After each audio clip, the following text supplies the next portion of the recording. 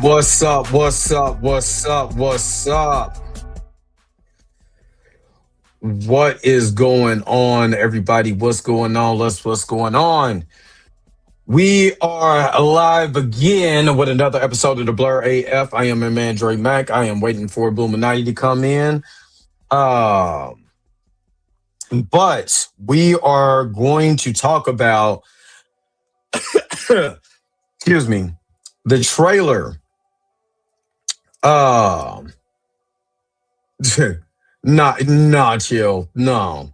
I'd rather beef with a referee than beef with you, big dog. But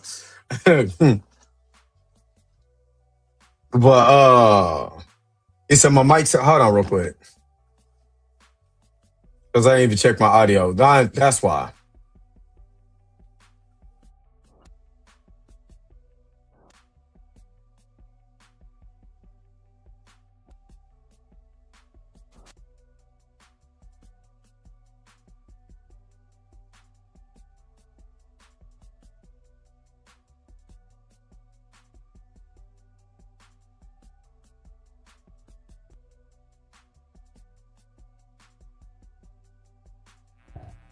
What is going on?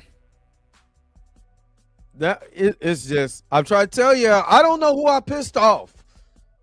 I don't know who I pissed off. But if it ain't one thing, it's something. But yeah, wait for Illuminati to come in. But I am about to go ahead and get the show started. Let's go ahead. Where the intro went? Let's go. What does this button do?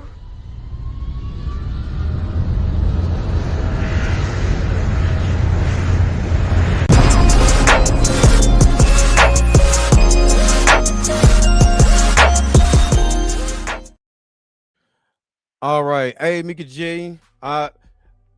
We was gonna talk about a lot of stuff, but this so happened to be the subject of the hour, so I wanted to go ahead and talk about it.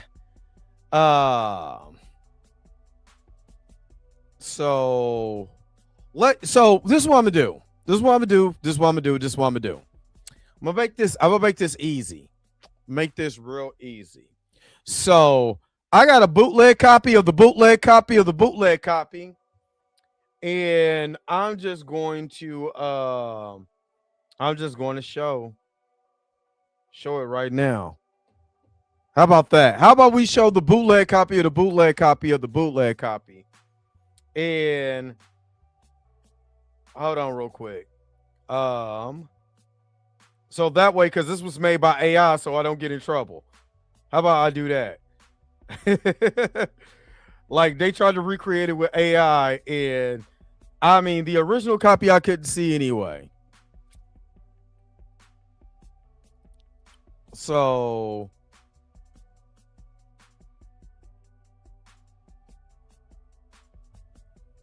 let me see. Blue is in here. Blue, I'm glad Blue coming in. Blue is coming in. So I'm gonna let him get set up. And hold on.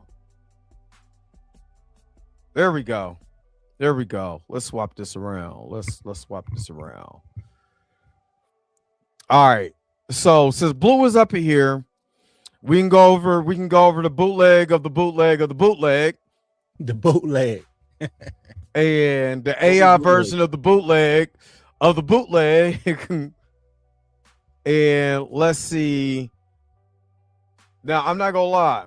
This is a good one. The end waits for us all. Hold on, wait a minute. We gonna say that this is the good copy of the bootleg. Oh, before I get started. All right. Before we get started, let me shout out everybody who's up in here. Before we get started. Q is not a robot. What's up? Of course, Chill is up in here. No, I wouldn't be beefing with Chill. You know what I'm saying? There's a guy. I got one on the way though, Chill. Hey, what my man says, it's a guy dressed like a referee, all the shit. I'd rather beef man. with. Oh man. He was 45 years old, just like in Foot Locker. I'm playing. I'm playing. I'm playing. I don't want no beef. You know, I'm saluting everybody. Everybody in this Yeah. YouTube space who is of similar skin tone and hue and color as me, man. Going into this new year, I wish y'all nothing but health and prosperity, man. We ain't got to kick it, but I want to see y'all do good. Whether you got on stripes, whether you got on, whether you got a high top fade, it don't matter. It don't matter. Do you? Hey, you know what? I'm with that, but I'm still with the beef, son. You come to me, I'm coming to you. I don't care. You come around, you about that butter biscuit business. I'm beefing. I'm just going straight at your neck now. I don't care. I hear you. I'm going. You know, you come in that mug, talking about, yeah, you know what I'm saying? All of that. I'm coming for your neck. Coming you know what I'm saying? You know, we got this going on, baby. Yeah. I'm coming at your neck. All right, I'm playing. I'm playing. What's up, Xavier Phoenix? It'd be funny if he came around with the high top fade and the ref outfit on. Oh, man. I'm with it. I'm most definitely with it. Nah. I was talking about two separate guys, but man, they just a fusion. You put them together. I'm playing. We playing. Nah, I'm joking. I'm joking because I don't want nobody come to me and be like, "Oh, you're corny." I'm just joking. That was a a long time ago. We in some new we in some new shit. You know what I'm saying? But I'm still with the beef though. I'm still with the beef. Xavier Phoenix, what's up? What's up? I'm like Birdman. I'm with the beef. Birdman beefing. Why can't I? No, I'm just playing. Let me see. I know Mika. We good, Mika G. You ain't got it. You good. What is this? Fimoglia. Fimoglia. I was trying to read it. I was trying to get my mic out the way, but he said it wasn't worth the wait. He said ain't nobody trying to see all that. Alenia, what's up? I am sub. That's what's up. Caroline, what's up? Good afternoon. Good afternoon. Chill said it was decent. The teaser was decent. That's been the most talk. Maverick 77 said Bo DeMayo got some words for everybody who got words for. He beefing. He talking about anybody beefing. It's Bo. I don't know if Dre trying to get in the Bo tonight, but y'all come check me out tomorrow. Pause. Y'all know me. Pause. Yeah. Pause. Slow down. Yeah. But, whoa. yeah. I'm gonna tackle that topic tomorrow, man. Tackle that topic. Yeah, I see Bo was like, go F yourself and all of that to people. I'm like, oh, Bo kicking it in for the 2000. Even though I know 6. What's 6 at this? Is 6 in here? I know 6 for me. Yeah, I know he in here somewhere lurking. What's up, Nova Dragon? What's up? I'm just joking. I'm just joking with people. I'm wearing navy blue. We just joking with people now. We just joking. I don't care nothing about none of that. This is jokes. It ain't nothing serious. It ain't never gonna be nothing serious. You ain't gotta worry about none of that. You gotta worry about none of that. The culture media. What's up? Let me see. Look at six right there. Where you at? Right there. Johnny Rastafari. What's up? Creisha's up here. What's going on, Creisha? Oh man. Let me see. Is it Enrico? I man, I don't know. But Mr. Icon. Mr. Icon. Oh, Mr. Icon. Boy, it's a lot. It's too pushed together. Mr. Icon Reese. And I probably need some glasses. That's what it is. I probably need to go get my glasses back. Happy New Year. Happy New Year. Blessings. Yeah, Happy New Year, brothers. Happy New Year. Collector's Reign. Who beefing? You know what I'm saying? Not me. Not I set to fly. No beef. Not me said to be. Oh man, the Better Biscuit Bureau. Oh wow, not the Better Biscuit. Oh, Fire Dies, what's up? That's why I like that though. I like that. Free Spirit, what's up? It's in my skin, said machine. Nah. No, we ain't beef with nobody. We joke it. It's fun. It's just jokes. Yeah, I'm not. Nobody shouldn't pause. Pause. Oh man. He said, "You know I don't lurk." He said, "You know I don't lurk. I'm here. I'm still here. I'm still strong." Still Marley strong. Marr, what's up? I gotta take a picture because the way I got Marley Marr book set up, he gonna be like, "That's dope." I got his book set up on my shelf with all the rest of the books that I consider my premium books that I read. Yeah, my man Marley Marr got that book up there. That's what's up. That's what's up. All right, let's do it. Let me play this trailer. Let me play this bootleg of the bootleg. Bootleg of the bootleg. And this is the AI version of the bootleg teaser. So let's go. That's certain. But this time, it's closer than it's ever been. That's not even a right voice because it's supposed to be Magneto's voice, and that's Professor Xavier. So I know I ain't gonna get in trouble for this. You can feel it in the silence, Wheels. the air. The question was never about the end itself. The question is, who remains when? Hey, This is wild. hey, that don't even This look is wild. right. Salute That the don't bow. even- Salute the bow. This is Most definitely. Everything fades. Who you chose to be. Somebody really fan made this.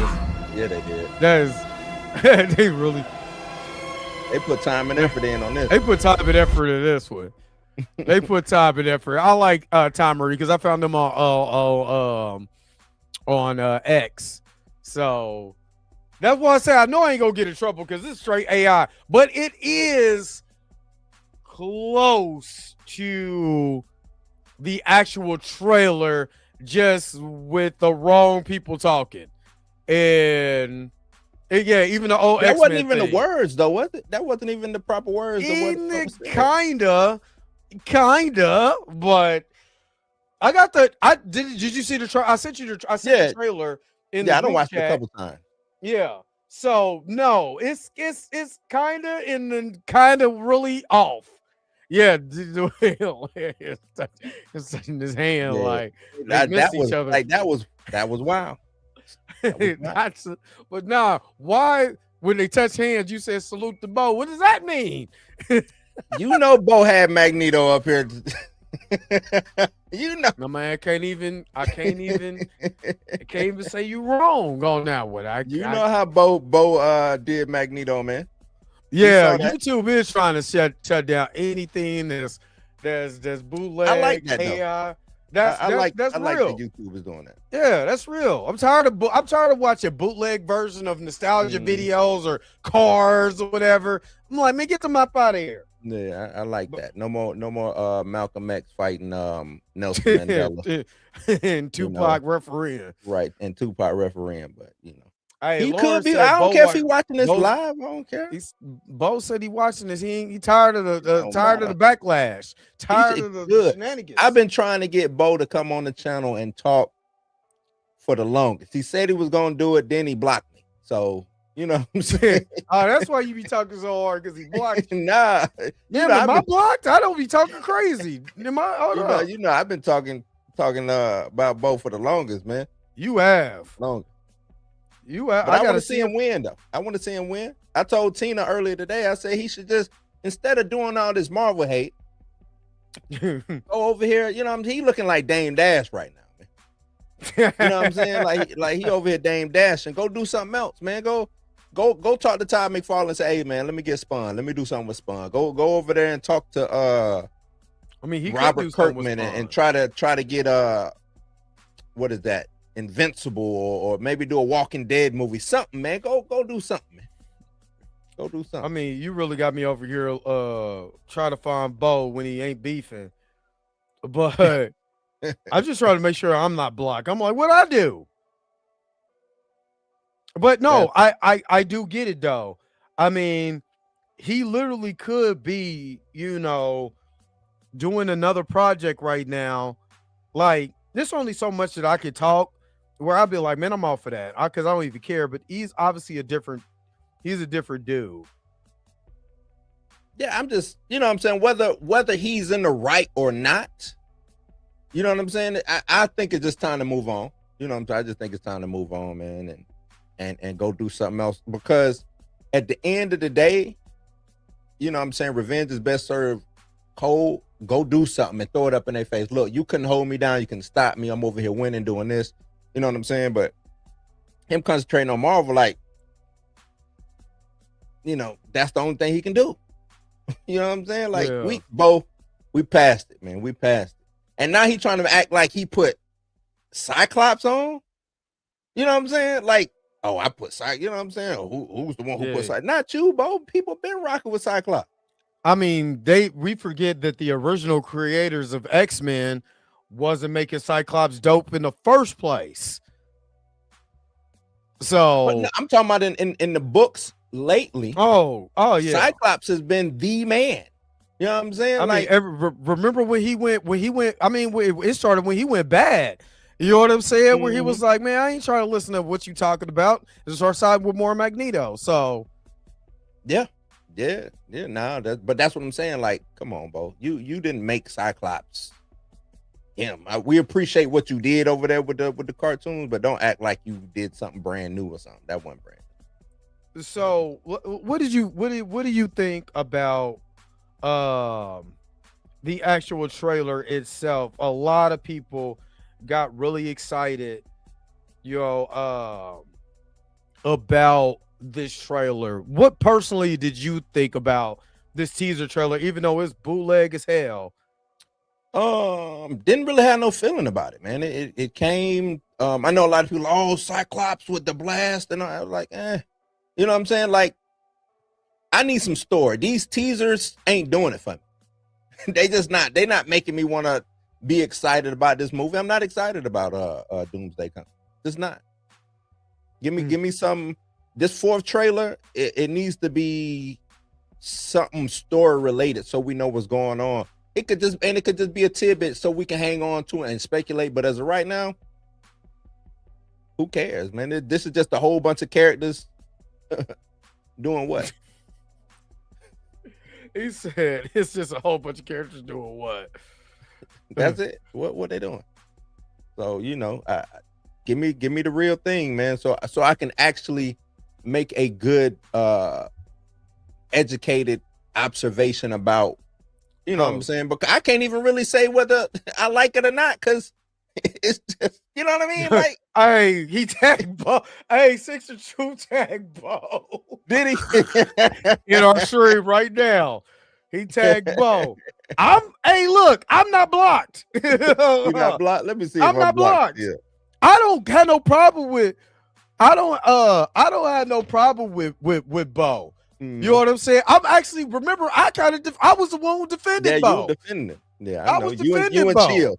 You and Chill. I don't know why. I didn't go as far as Chill, but I was defending Bo. I didn't go that far. I was like, I understand. You know what I mean? I understand. But he ain't got me blocked no more. Oh, okay. Bo. You good. Right. You good. He probably say, it ain't the squeeze ain't worth the juice inside. But to me, I did get a little excited. For the simple fact is that, for one, the X-Men has been my favorite. I mean, hey, technically since the original X-Men animated series, I was a humongous fan about that. A humongous fan of the X-Men video games. I've been an X-Men fan for a long time, but you know what I mean? But to see Cyclops, especially James Marsden Cyclops, with the outfit on. Now, he ain't got the yellow shorts, which good. He don't need it. Superman, that's different. Cyclops, nah, you look stupid. I don't know, man. I can't really make that I would have to see the shorts and then see him. What it would look like. The blue leotard, the whole blue leotard. I don't know, man. I don't know. He did have the yellow. He did have the yellow leg I saw straps, the yellow straps, and he had the yellow but straps up trunks, top. The trunks might he might be able to, I don't know. I have to see the whole. So I did get a little excited to see the Sentinel, actual life size, real looking Sentinel. Now my question is, and this is what the whole rumor about Doom out here being Pennywise and stealing children, stealing kids. yeah. Hello there, Georgie. I don't think that's Doom. What I do believe is the reason why they showed Steve Rogers in the beginning holding his kid to get y'all all warm and fuzzy, because him being selfish started the incursions. And what I believe is we're seeing the wrath of incursions happen. That's what I believe. And now you're seeing not only, what's up, Pam? Not only are we seeing the wrath of the incursions happen, we're also seeing the Sentinels and all of that in that particular timeline finally win. You know what I mean? So the incursions, all of that is happening while they're at their last part. Like, they're literally at the last leg. And that's why you see Cyclops falling down, shooting the optic blast, looking more and more like the comic book counterpart that we've seen at any points in time in any X-Men film. No matter if it was Jane Martison or boy that played Cyclops in the prequels. First class and all of that. I did not like him. He does not give nothing. But you know what I mean? I don't even need to say that. You know what I'm saying? But yeah. So I like the little bit that I saw, because I can't help. That's this nostalgia bait. Whatever. The X-Men fan in me. Yeah. I got excited. It's crazy. Not to cut you off. Nostalgia normally gets me. Mika always, you know what I'm saying? Like, nah, it's nostalgia. Nostalgia normally gets me. I'm done with the Fox X-Men. I guess that's what it is. Professor X done died 5, 6, 7, 11 times, man. Hey, you know what I'm saying? Professor X keep coming back, but we can't get T'Challa. Right. The X-Mansion have been destroyed more times than I can count on. You know what I'm saying? Like, I'm just so tired of trying to rehash, and I know it's for so we can get Secret Wars and all of that. I get it, but I just think for me, and it just seems a little too late to kind of do all of this, especially how you're just trying to throw it at us. You know what I'm saying? No build up, no work up towards it, and I just don't feel it. The only reason why I said that I see where you're coming from. Here's my thoughts on that. I seen the X-Men in that Fox universe go from some of the highest of heights with like Days of Future Past is my favorite X-Men story that they've made. That was a dope one. That was yeah. good. I even though, again, I would love for Marvel to be able to redo that, but it was done, so to me it was done real well. It was done well it was done well for Fox. I would give him that. It was done very well for Fox, even though that, I'd rather it had been Kitty Pryde, and then Wolverine could have played a part in it. You know what I mean? The X-Men, but it would have been a Kitty Pryde story. You know what I mean? I think that would have been better, except for her sending, Wolverine back in time, which I get it. They were trying to make Hugh Jackman a star. You know what I mean? Hugh Jackman was popular. Wolverine was popular. Yeah. So what I want to say, that was a $1 billion movie, or no, it wasn't. No, it was like 750 something like that. It did good. I bring it up real quick, but we didn't start getting $1 billion super hero films after that until a little after that. Yeah. I mean, no Cable, no Bishop, no Story. Yeah. But as far as the actual, as a film, if you look at it from a film point of view and you don't put the lore into it, it's a very well-made movie. It's kind of like how I say about Black Panther Wakanda Forever is a very well-made movie. It's a bad Black Panther movie, a Black Panther story, but it's a very well-made movie. Very well-made movie. Yeah, X-Men Days of Future Past is a very well-made movie. Not the greatest of Days of Future Past because you don't get all the elements and there's some parts missing, but it was still a really good movie. Yeah. So it did 746. 746. Yeah, I was like, well, that had to be 750 at least. But so when I look at this and I'm saying, okay, this is the hands of the Russos. I like, you know what's funny? I like X3 better than I like X2. What? Truth be told. Oh wow. Truth be told, I like X3. You want a damn. You want a damn. The only reason because Storm gets to shine. She acts like a actual leader of the X-Men, even though what they did with Cyclops was utter pure garbage. It was other pure garbage. Everybody I like the I like it was more action, you know. I mean, technically, if you it sounds wild. Trust me, it sounds wild. But there's parts of that movie I utterly enjoy. I utterly enjoy. You know what I'm saying? Yeah, none of them are good X-Men stories. They're pretty good films. They're not good X-Men stories. They're not. Nah, hold on. I can't agree with that. Like you just said, they're not good X-Men stories. Was a good X-Men story. Oh, it's a good X-Men story. Compared to the comic book, compared to the comic book, I say no.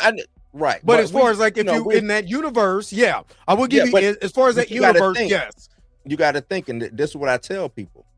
Dre, we old as hell, bro. What you 168? I'm like 140 something. Like we old. We come from a time period when comic book movies was, you know what I'm saying, worked independent of each. You know what I'm saying? Wasn't all of this. Yeah. You know what I'm saying? For the time what we got, that it came out in, it was damn near top. You know what I'm saying? Top tier. Yeah, I give you that. No, I will say no. I'm not gonna deny that. Yeah, I'm not gonna deny that at all. Once Marvel and the MCU really got cracked, because even Iron Man, if you want to say that, then Iron Man wasn't even a good. You know what I'm saying? Because it was the first, but it was still in the vein of those old kind of comic book movies. Now once the MCU started rolling, then it got different. It got different. Put shit together because stories can collide and all of this. We could go. Because I actually going back and watching it, I like the first Thor movie. I actually like Thor Ragnarok better. I mean, not Thor Ragnarok, Thor The Dark World more after Endgame than I did before that because now I see how they went full circle with the story. So when you go back and watch, I'm like, oh, I understand now. Yeah, just like with all three X-Men movies, my least favorite is X-Men 1. Damn. You know, X-Men 1, that's a hard watch. You have that X-Men. X-Men 1 is X-Men, the first X-Men movie. I like 3 better than 1, but 2 was a better story. They'll put it more like that. Wow, though. That's still 2 was a way better story. The story, the pacing, everything was better at X2. The action was way better, and there was certain elements of X3 that I really liked. That I wish they would have fused in X2, and X2 would have been one of the best comic book movies of all time. X-Men 1 has some. It's Brett Ratner. Good lead up, but man, some of that stuff is hard. It's a hard. When you go back to watch it, it's a hard watch. I remember I like it, but I'm like. Yeah, I went to the movies to see it too. You know what I'm saying? It was that came out, I think Matrix. Was that the same year Matrix? The year after. Matrix was 99. It was 2000. So Matrix was 99. 99, yeah. And they tried to I'm just saying you know, so yes, did I wow.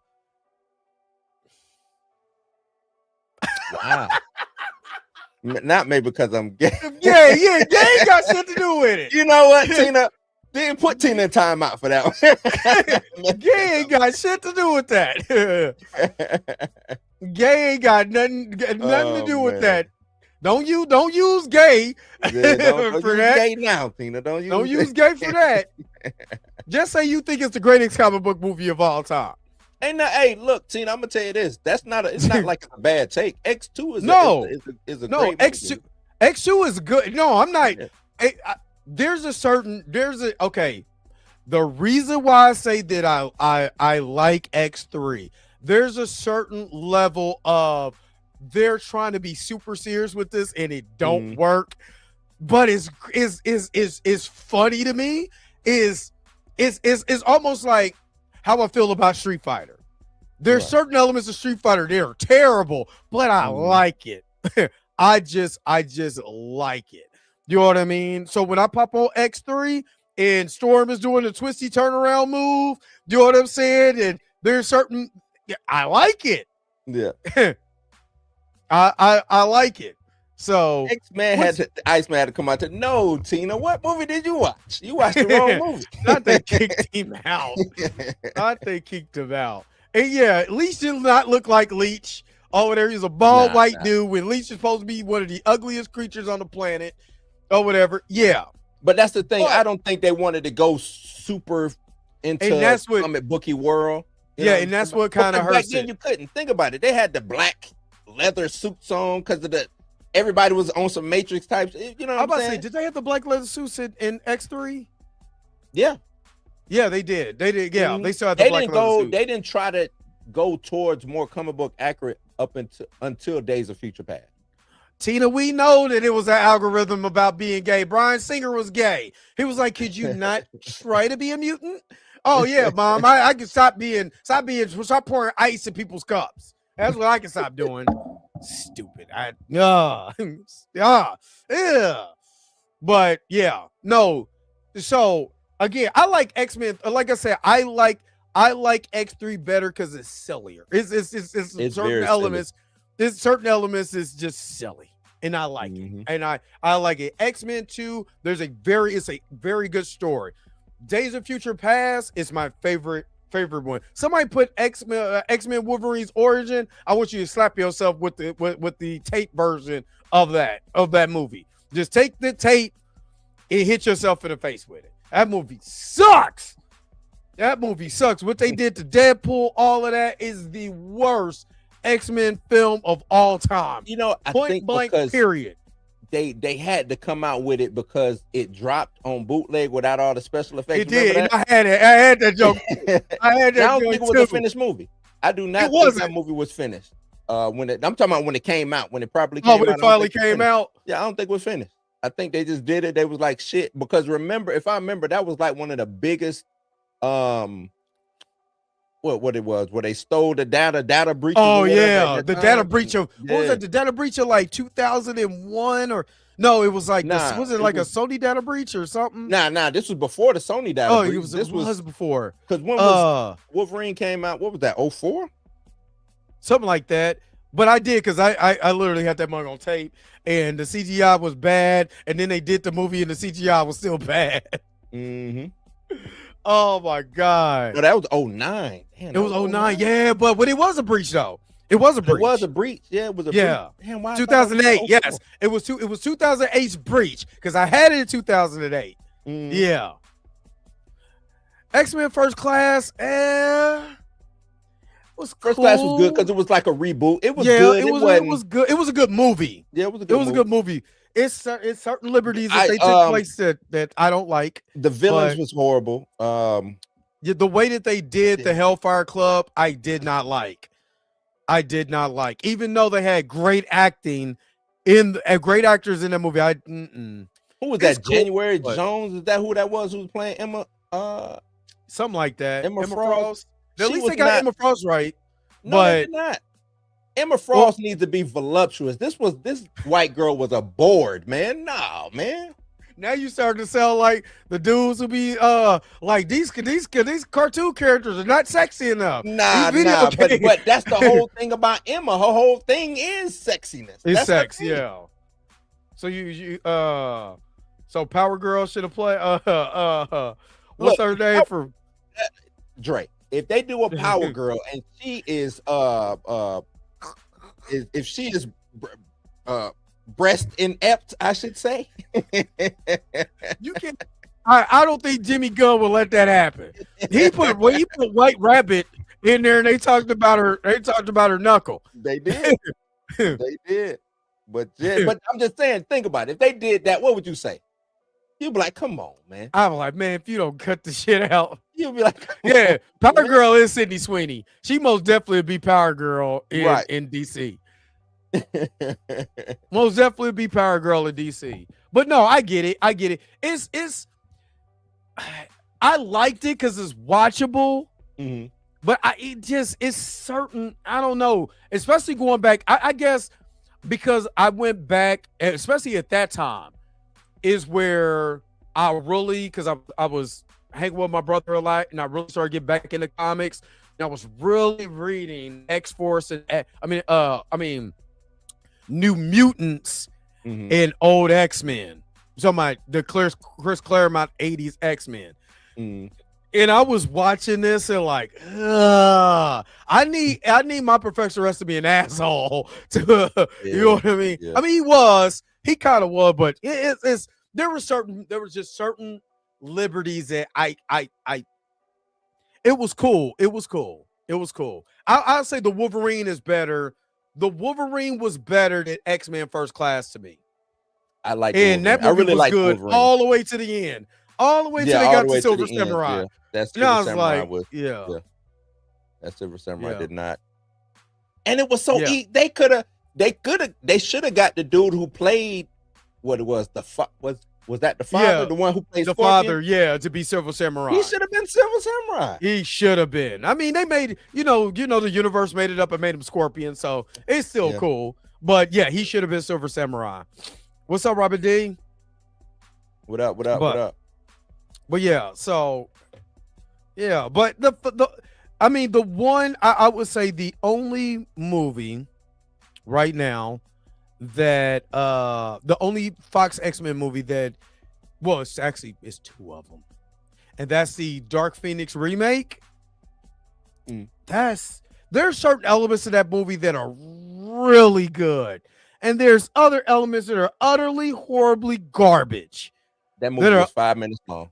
It utterly horrible. Soon as I seen that they made Storm pour ice in Cyclops cup, I was done. I was done after that. I was done. There's some excellent fight scenes, but it was. But that's why I'm saying that movie was 5 minutes. That movie was, and this is what I mean by 5 minutes long. They knew they had to get in and get out because they was done. Yeah. 5 minutes long. It had the writings of a good movie. Like it could have been good, but the villain, like who was that? You know what I'm saying? Why was that? They had no real reason for that. And then the whole Dark Phoenix situation. Why was that? There was no reason for that. There was no reason. Because they spent a lot of time on Magneto being away, and then his daughter getting killed and him going, doing all of that. I would have liked this to be a strictly another Magneto revenge movie. I think that would have worked better. You know what I'm saying? For the simple fact, Magneto spent all these years. We done went through 60s, 70s, and 80s to the 90s. If Magneto's hair hasn't been white or long once. Yeah. You had the costume. They had the costume, but everything else. Like Marlon Moore say, Fox fumbled twice. That first fumble I think the first fumble was worse than the last fumble. I think and I know Dre like X3 because it's zany or whatever, but I think. But there's some good Wolverine. Wolverine is at his best in that movie. That's why I really like it in X3, because the emotion that he's having with Jean and all of that, and then how Magneto manipulated her to be a part of the Professor X went out. He basically do it, Jean. Like what are we talking? Do it. I'm about to hop into this next body, baby. Go ahead and kill me. I got another body waiting on me. Oh man, nobody's thinking about Oscar Isaac as Apocalypse. That was utter garbage. That's the other one that I completely hate. I hate that movie. Yeah, I'm not lying. That really pissed me off. Being the Apocalypse fan that I am, He said That's like X3 is better than Dark Phoenix. X-Men 3 is better than Dark Phoenix. no, by no. a mile. I'm just talking about the Phoenix. I ain't talking about the movie. I'm talking about With the what's Phoenix her name? Force. Famke Jensen as Phoenix and Yeah. Sansa Stark is Phoenix, right? Yeah. I just think to me they kind of both was kind of whack because when she did the Phoenix thing in Apocalypse, right? No, I give you that. I was even Logan is in his own category. Oh yeah. Logan is in his own category. That's different. That's different. I don't count him with the Fox X-Men. What the fuck they were. I'm sorry, Mr. Roberta here. Yeah, what they were doing with that, but Right. no. Yeah, man, it's that Apocalypse really pissed because I'm like, y'all should have went and got the biggest brolic, big nose, wide lip having, you know what I'm saying? Like black dude, the Apocalypse. Like, why y'all didn't do that? The cup, man. And you know what? That's what because that move was leadership. Lord have mercy. Come on, man. Oh, Lord have mercy. But did they do her wrong? Hell yeah. She lost her accent the very next movie too. But anyway, they bringing in Leah as Storm is crazy. That she's fine as hell though. She could have Leah me, and that Leah movie was trash. Where's she at now though? That destroyed her career. I'm gonna tell you that right now. Those Leah and X-Men destroyed that lady's career. She was Ice Cube's wife and and Straight Outta Compton too. Mm-hmm. Regulated to Ice Cube's wife and Straight Outta Compton. Yeah, her career done. but they could have got Michael Clark Duncan before he passed. Yeah. Yep, to be Apocalypse, but they rather him be Kingpin and Daredevil or whatever movie. Yeah, it was Daredevil. Mm-hmm. Yeah, than him being, not the Mountains is Game of Thrones. Would have been better than damn Oscar Isaac. And they tried to have, and Apocalypse talk, but the way that Oscar Isaac was doing that Apocalypse, come on, man. It's the same. It's the same as it's the same way I feel about The Rock being Black Adam. Black Adam, terrible. And The Rock was a perfect Black Adam until he talked. I mean, if you look at The Rock, would not have been a better Black Apocalypse. I really would have threw every, and I'm a Rock fan. I would have threw everything I could at the movie screen. I would have got kicked out. Yeah, Jamie Lawson can be. I'm with Jamie Lawson being. She is so damn fine. Lord have mercy. Ooh, he's not terrible as Moon Knight. Stop it. Stop it. Stop it. You're right. You are absolutely wrong. First of all 3 of y'all wrong. Right. You yourself and all 3 of y'all wrong. You right. No, he's not. Moon Knight. No, the hell they couldn't. Moon Knight was dope. Moon Knight. That was the fall of Disney Plus. Moon Knight. No, it was not. Sorry. We just going to ignore Echo. We're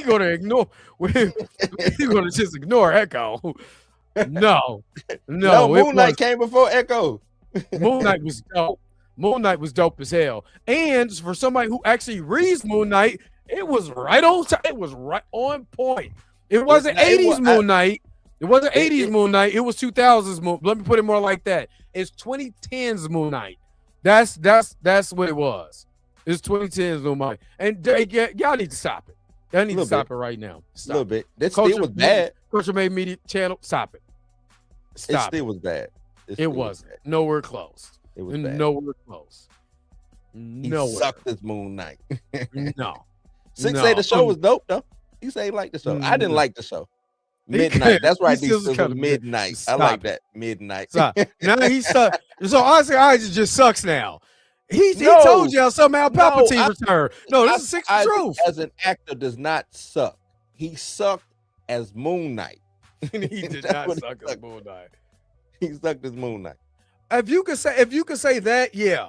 But if you read the Moon Knight comics, it's a lot. You don't know what the hell going on in his head from time to time. That's why I said, and this is why I liked it, because I was before even the show came out, I got Moon Knight the first and I end up so this is what happened.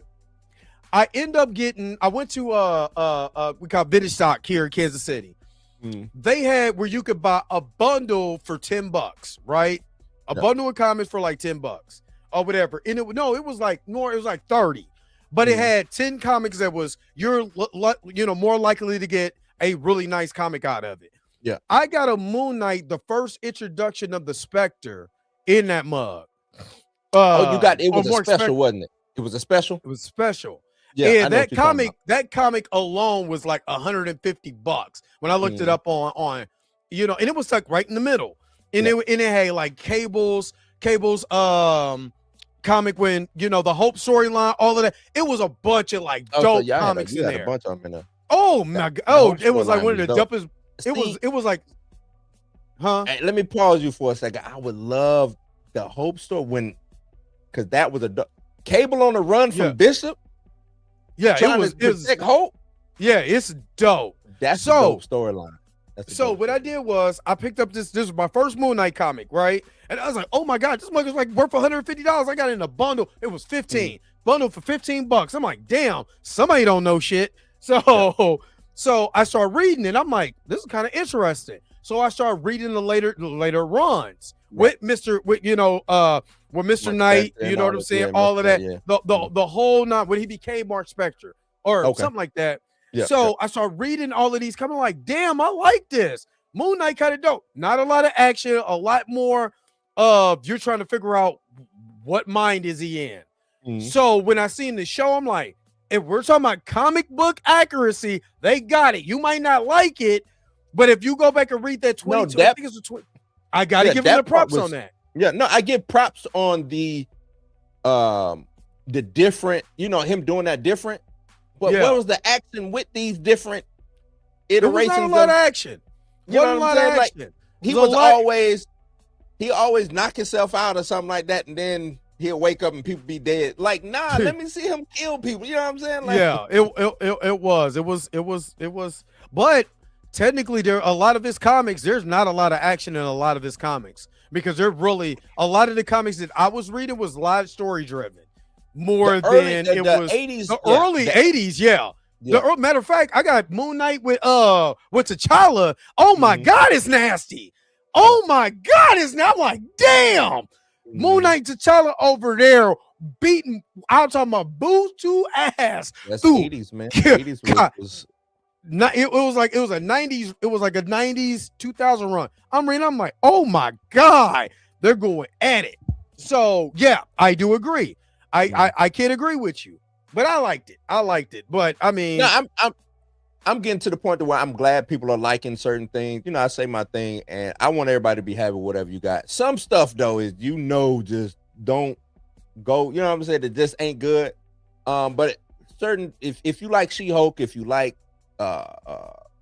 Falcon Winter Soldier, if you like Secret Invasion, even though I don't know how you would like that. Like it, enjoy it. You know what I'm saying? Have a good time with it, man. But which I get that, but trust me, a lot of that comic run that they took, a lot of the comic run that they used to make that's how the comic was. You didn't know what the hell was going on. Yeah. Like until the end. It literally until the end, you didn't know what because now he put belt to ass though. Recent runs, he put belt to ass. He really get down, and it's real gory. Real gory. Oh yeah. But I get it, and that's why I wanted them to do a Moon Knight season 2 and really up the Marvel Knights line. What I've seen, and that's what I feel like especially if you're going to introduce Fox X-Men, you got to do X-Force, you could do Excalibur, you could do X-Factor. If you really want to branch this out, you're going to have some of them under a Marvel Knights banner so you could do them right. I need your boy Deadpool to just really go in and do a proper X-Force. You know what I'm saying? Whether Deadpool is a part of it or not, give us a proper X-Force movie. You know what I'm saying? Yeah. And I just watched Deadpool 2 the other night too. Yeah, Deadpool 2 is good. I like Deadpool 2. But you know what I'm saying? I think he can come in, write it, direct it, or produce it or whatever. And And Deadpool don't have to be in it, but it you know what I'm saying, let it be a proper X-Force movie with Depend on what X-Force. I mean, it depends on what X-Force run you're talking about, because then if you did the original one, right after New Mutants 100, they went right into X-Force. Then are we talking about that version of X-Force or a later version of X-Force? I would do, what is that? The lineup was Wolverine, X-23, Warpath, Archangel,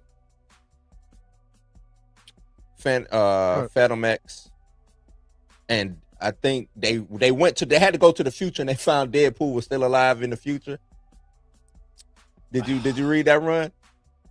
And Wolverine was like, "Damn, I thought you would be dead," but it was just Deadpool was old when he was old. When he was old man Deadpool with the he was real skinny with the long beard. Yeah. I got the okay. So I got the tie-ins to that, because that was all part of they was trying to get Deadpool versus Spider-Man. Yeah, it's okay. So there you know, the Deadpool, there was Deadpool versus Spider-Man. Then it became Deadpool and Spider-Man later on.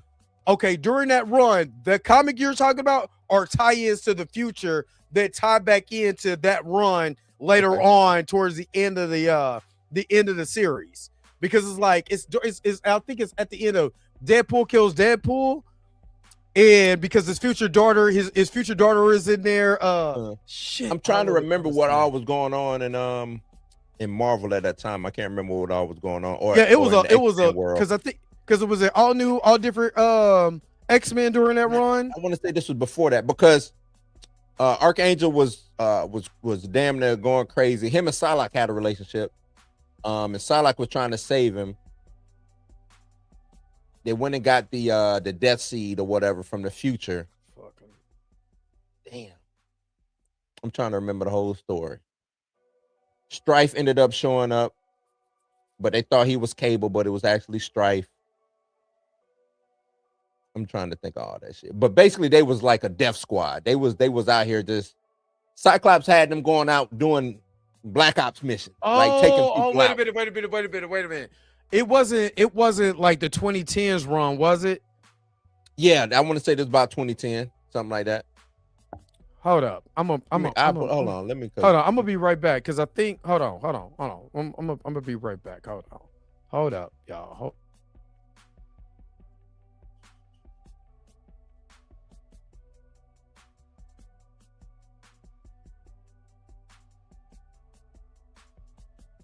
Let me see if I can find that run. What run was that?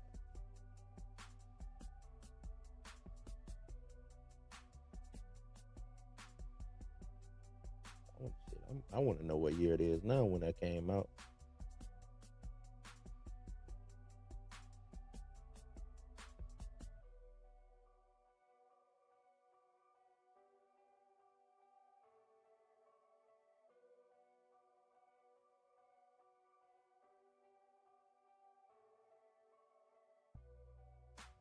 That was 07. 07. That was 07. And who wrote that? Who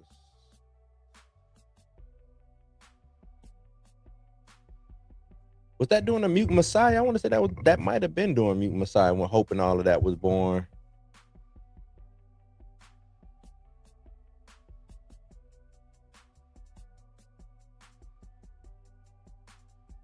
Yep. War for the Messiah. Then they did Necrosha. Okay, Return. Okay, yep. That was that run right there. And then the Apocalypse run. That's the run I'm talking about, though. So, yeah. Nah, he probably want to go look for a comic. Talking about Dre want to go drop a deuce. Rick Remender. That's right. Yep. Mm-hmm. Yep. Say, who should have played Black Adam? Nah, The Rock did a good job as Black Adam. It's just him talk. He was The Rock as Black Adam, and I think that's what a lot of people like. What you know what I'm saying? Like, he was The Rock as Black Adam, but he was a dope ass Black Adam. You know what I'm saying? I wish there was a way for them to bring him back. I thought he played I thought he did good for Black Adam. He just needed, since he had so much creative control of that movie. somebody else shouldn't have been able to tell Rock what to do and what not to do. And I think that's what the issue was. Nobody was really giving good direction to the Rock, and he was just being the Rock as Black Adam. Look forward to how they going to do Secret Wars. That got to be at least a 3-hour film. Yeah, Secret Wars. It'll be a 3-hour film. What you got there, man? Pull list. Got a short box. That's your short box. That's all. This is the majority of these are all Deadpool comics in that box, just in that box. So, I found a run, though. Shit! I was more so talking about it was after Necrosha. It was so this would have been like 07. Oh, this was 07 because yeah, this would have been like around 07. Probably going into like I want to say it probably ended like 2010 or something like that. But if I remember correctly, that run, it was a long run and they just kept switching writers or whatever. Because like I said, so I have a Deadpool collection that goes in that basically goes into his first appearance, New Mutants, all of that. And all the way to X-Force. So that's what, and I was trying to find the particular ones out of this because well, they get kind of random, but I'll just give you an example. Just like how that Immortal Hulk is in here and I didn't even know it was in here. Yeah. Why is Immortal Hulk number 19 in here? Immortal Hulk was a good run. Yeah, Immortal Hulk is damn fantastic. You know, it's a newer X-Force. But you said it was okay. This is the Percy Brown run of X-Force. Because this was X-Force number 19. I don't know if you can see that. You too. I'm too ahead. Yeah, I'm too current. That looked like Krakoa run. Is that a Krakoa run? I think so. Like I literally, like I said, I mean, I got some Secret Empire in here, which Empire. So I already know E-Man came out was like, that's not the real Captain America. That's not Steve Rogers. It's Hydra Cap. They're not gonna do that. Is that what he said? He said that was Hydra Cap. I doubt that's for all of y'all to be hating, you know what I'm saying? For y'all, like when I tell you I could pull them, I pull them. And I don't mean the hose. Yeah, D Stizzle, he wanted to go and kill Baby Apocalypse. That was a dope run, man. I really enjoyed that run. You talking about which runs? Run. The X-Force run? Yeah. Like I know. Hold up. Hold on. What is this? This is New Mutants. That's the 80s New Mutants? Oh yeah. This is what I'm about to show you. That's why I said which X-Force run are we talking? I'm about to take all of these out because I gotta build this bookshelf and put all these comics in the bookshelf. But the 90s X-Force was a dope run too. Who was this is some of my favorite stories too, right here. From that's X-Men, that's New Mutants 95 all the way to 96, 97. And that's in there. Yeah. All the way to my man. I'm gonna know with the Vegeta slick back was always wild. Hey, and I wouldn't even heard. I know that was copycat. That was copycat. Like, give me that slick back.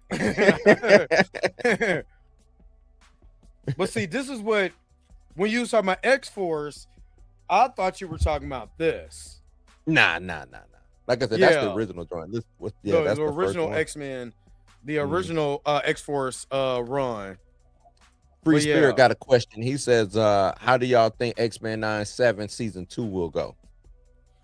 Well, they said, well, Bo DeMayo said Magneto have a beard, so I guess pretty well. He has a beard.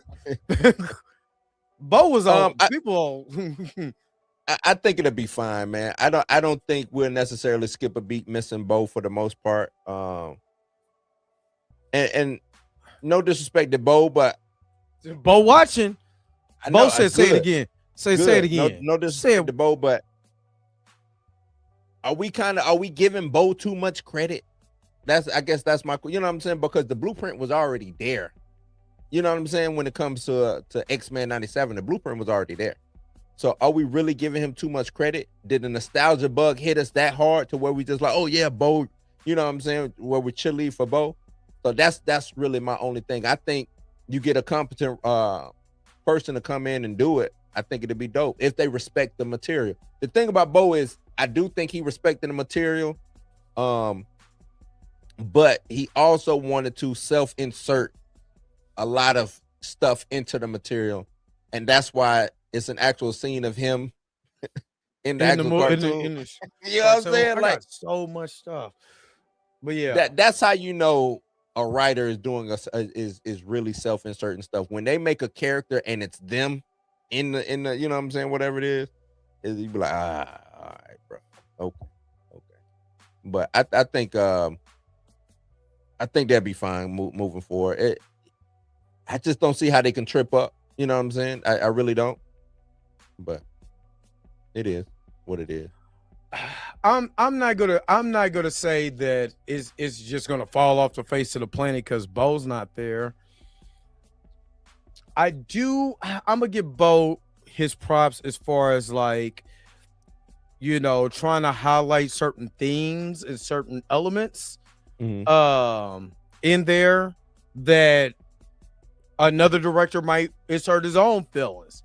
Yeah. So I'm afraid that the tone might switch, or there might be, you know, the emotional elements might switch, because there is emotional beats that X-Men 97 had that I got to give Bo his props on. Especially what he did with Gambit. That was dope. Yeah. And Tina, you're right. Creators do self-inserting is not bad. Let me back up. You self-inserting things is not bad. What's bad is when you actually put yourself into the material. That's what's bad. Like all creators, all writers Tina take gonna beat you up. I know she riding. I know. There's nothing wrong with self-inserting. She got Bo on three-way on speed dial right now. Bo made the gayest X-Men that we gonna see probably. You know what I'm saying? I'm not. Hey, I got it. I cannot deny what you just said. He made the gayest. X-Men 97 is pretty gay. It's pretty gay, and that's the self-insert. And ain't nothing. You know what I'm saying? I'm not saying that it was bad, but you got to be careful. You have a gay man who did X-Men 97 who just ends up turning majority of everything going on with the X-Men gay. You know what I'm saying? If that ain't the most, that was a 75% self-insert. And you know I mean, which I always understood, you know, the X-Men was about discrimination of different looks, likes, genders, all of that. But it's heavily gay. It is. It's really leaned towards more of the sexuality aspect of it, and not the theme of discrimination because of color of the skin and the content of their character. Yeah, I can't. Does not make it. It doesn't make it bad, but it literally skews it towards gay. It does heavily does, and I can't look. I can't. He did. I don't know. Look, let me say this. Because there's nothing wrong with you know, with the person being gay. The way he did Magneto, come on, man. Come on. Okay. Do we really need to rehash that? You didn't like Magneto in his little Magneto in a Speedo. You know what I'm Magneto. And what get me, since we back on the Bo conversation. Bo gonna beat your ass. What get me is, then Bo comes out and said that they was discriminating on him. Bo, they let you do the gayest. I ain't seen a cartoon this gay ever in life. Bo, they let you do X-Men, the most popular thing that Marvel has, and they let you turn it gay. they let you do that, but you talking about discriminate? I ain't. Come on, Bo. Come on now. Magneto in the Speedo is wild. Magneto with the Speedo. Where his clothes went, I mean, Bo? Why did his clothes? Why did they have to strip him butt naked? But you know what's so dope? And Marley Marr points it out for real, is that as gay as it was, we still watched it and we didn't hate it because it was gay. So when they talk about people be hating gay stuff, that ain't all gay stuff. But that's look. And I've always said this for all the Max Speedo. Max Speedo. Hey, hold on. I'll be right back. Hold on. Oh, snap. Max Speedo. I am weak. All I'm saying is I liked it. But if you look at the undertones of the show, what's up, Daddy Man? What's up? If you look at the undertones of the show, it's very, very gay. But we didn't care as long as, and this is what proves to everybody, we're like, as long as the story's good, we don't care if it's gay. But even the relationship between Magneto and Professor X start to lean towards, are y'all in a relationship we don't know about? Like, seriously, I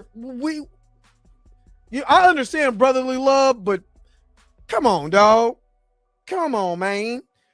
You know, Morph was really gay towards Morph was the gay guy who doesn't want to come off being gay because he's really in love with his best friend. We see that as Morph was Will gay. from Stranger Things. Yeah, I just want to let you guys know I'm gay. Like, we already knew that, big dog. We knew that, bro. The Vecna's trying to take over the world, man. We ain't got time for this gay shit right now. Everybody looked at him like, I guess we can give him a hug. Hey, man, don't worry about it. We got you. Hey, I ain't gonna lie. I actually seen that. And I was like, that's got to be the dumbest scene I've ever seen in my life. I'm with you. I'm too. I am too. You know, I am too. Let me get out my wheelchair because I am too. What? I get it, man. I get it, though. No. That whole traveling through his mind. Come on, Mags. I got you. X and man. They was making it seem like there were way more. Even they were just trying to make it seem like that they were way more than just old buddy, old pal, old chums. Great. Culture is right. X and Mags, they not gay. But both said they gay today.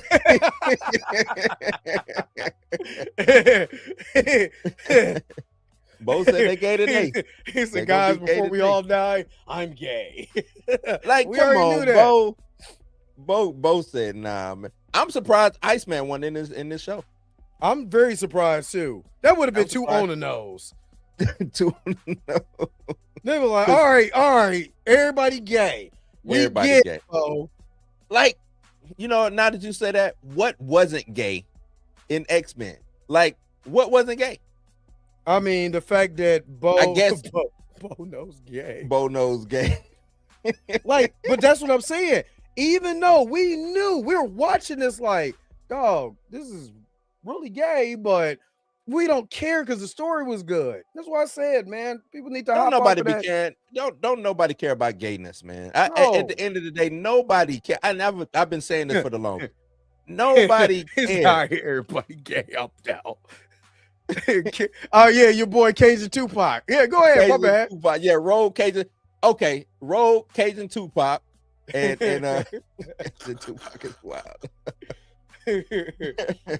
Rogue Creole Machiavelli and Scott and his two genes. Scott and the two genes. They were the only ones who wasn't gay. Because I don't even know what Wolverine was. Was he gay? Was he not? I don't know. Because Morph might have got it. Morph was on his heels the whole season. Morph might have got him. He was on him the whole season. And I I'm don't know what happened in like, that shower. Hold on, bub. What are you doing in here? You need your shoulders rubbed, Logan? I was like, whoa, what's going on? hey, he was doing too much. I'm sorry. He was doing way too much. I ain't gonna lie, Morph was kind of pissing me off. You know, then they had a tickle fight. Like, yeah. But I wonder what was Bose thinking to make you know what? Never mind. Never mind. Because I'd be wondering, like, when people take certain liberties with character. I remember when they made Iceman gay back in the day, right?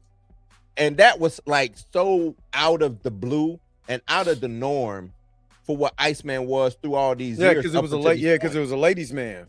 He was there was nothing about Iceman gay. Iceman tried to get, like, if you read them early X-Men come from the 60s. Oh yeah, he was trying to get with Jean Grey. To get draws left and right. He was like a perv with it. You know what I'm saying? That's why him and Spider-Man hung with each other. Yeah. Now I gotta get Spider-Man gay. I mean, at this point, man, you're just going through a lot of shit, man. Might as well. Just man shit.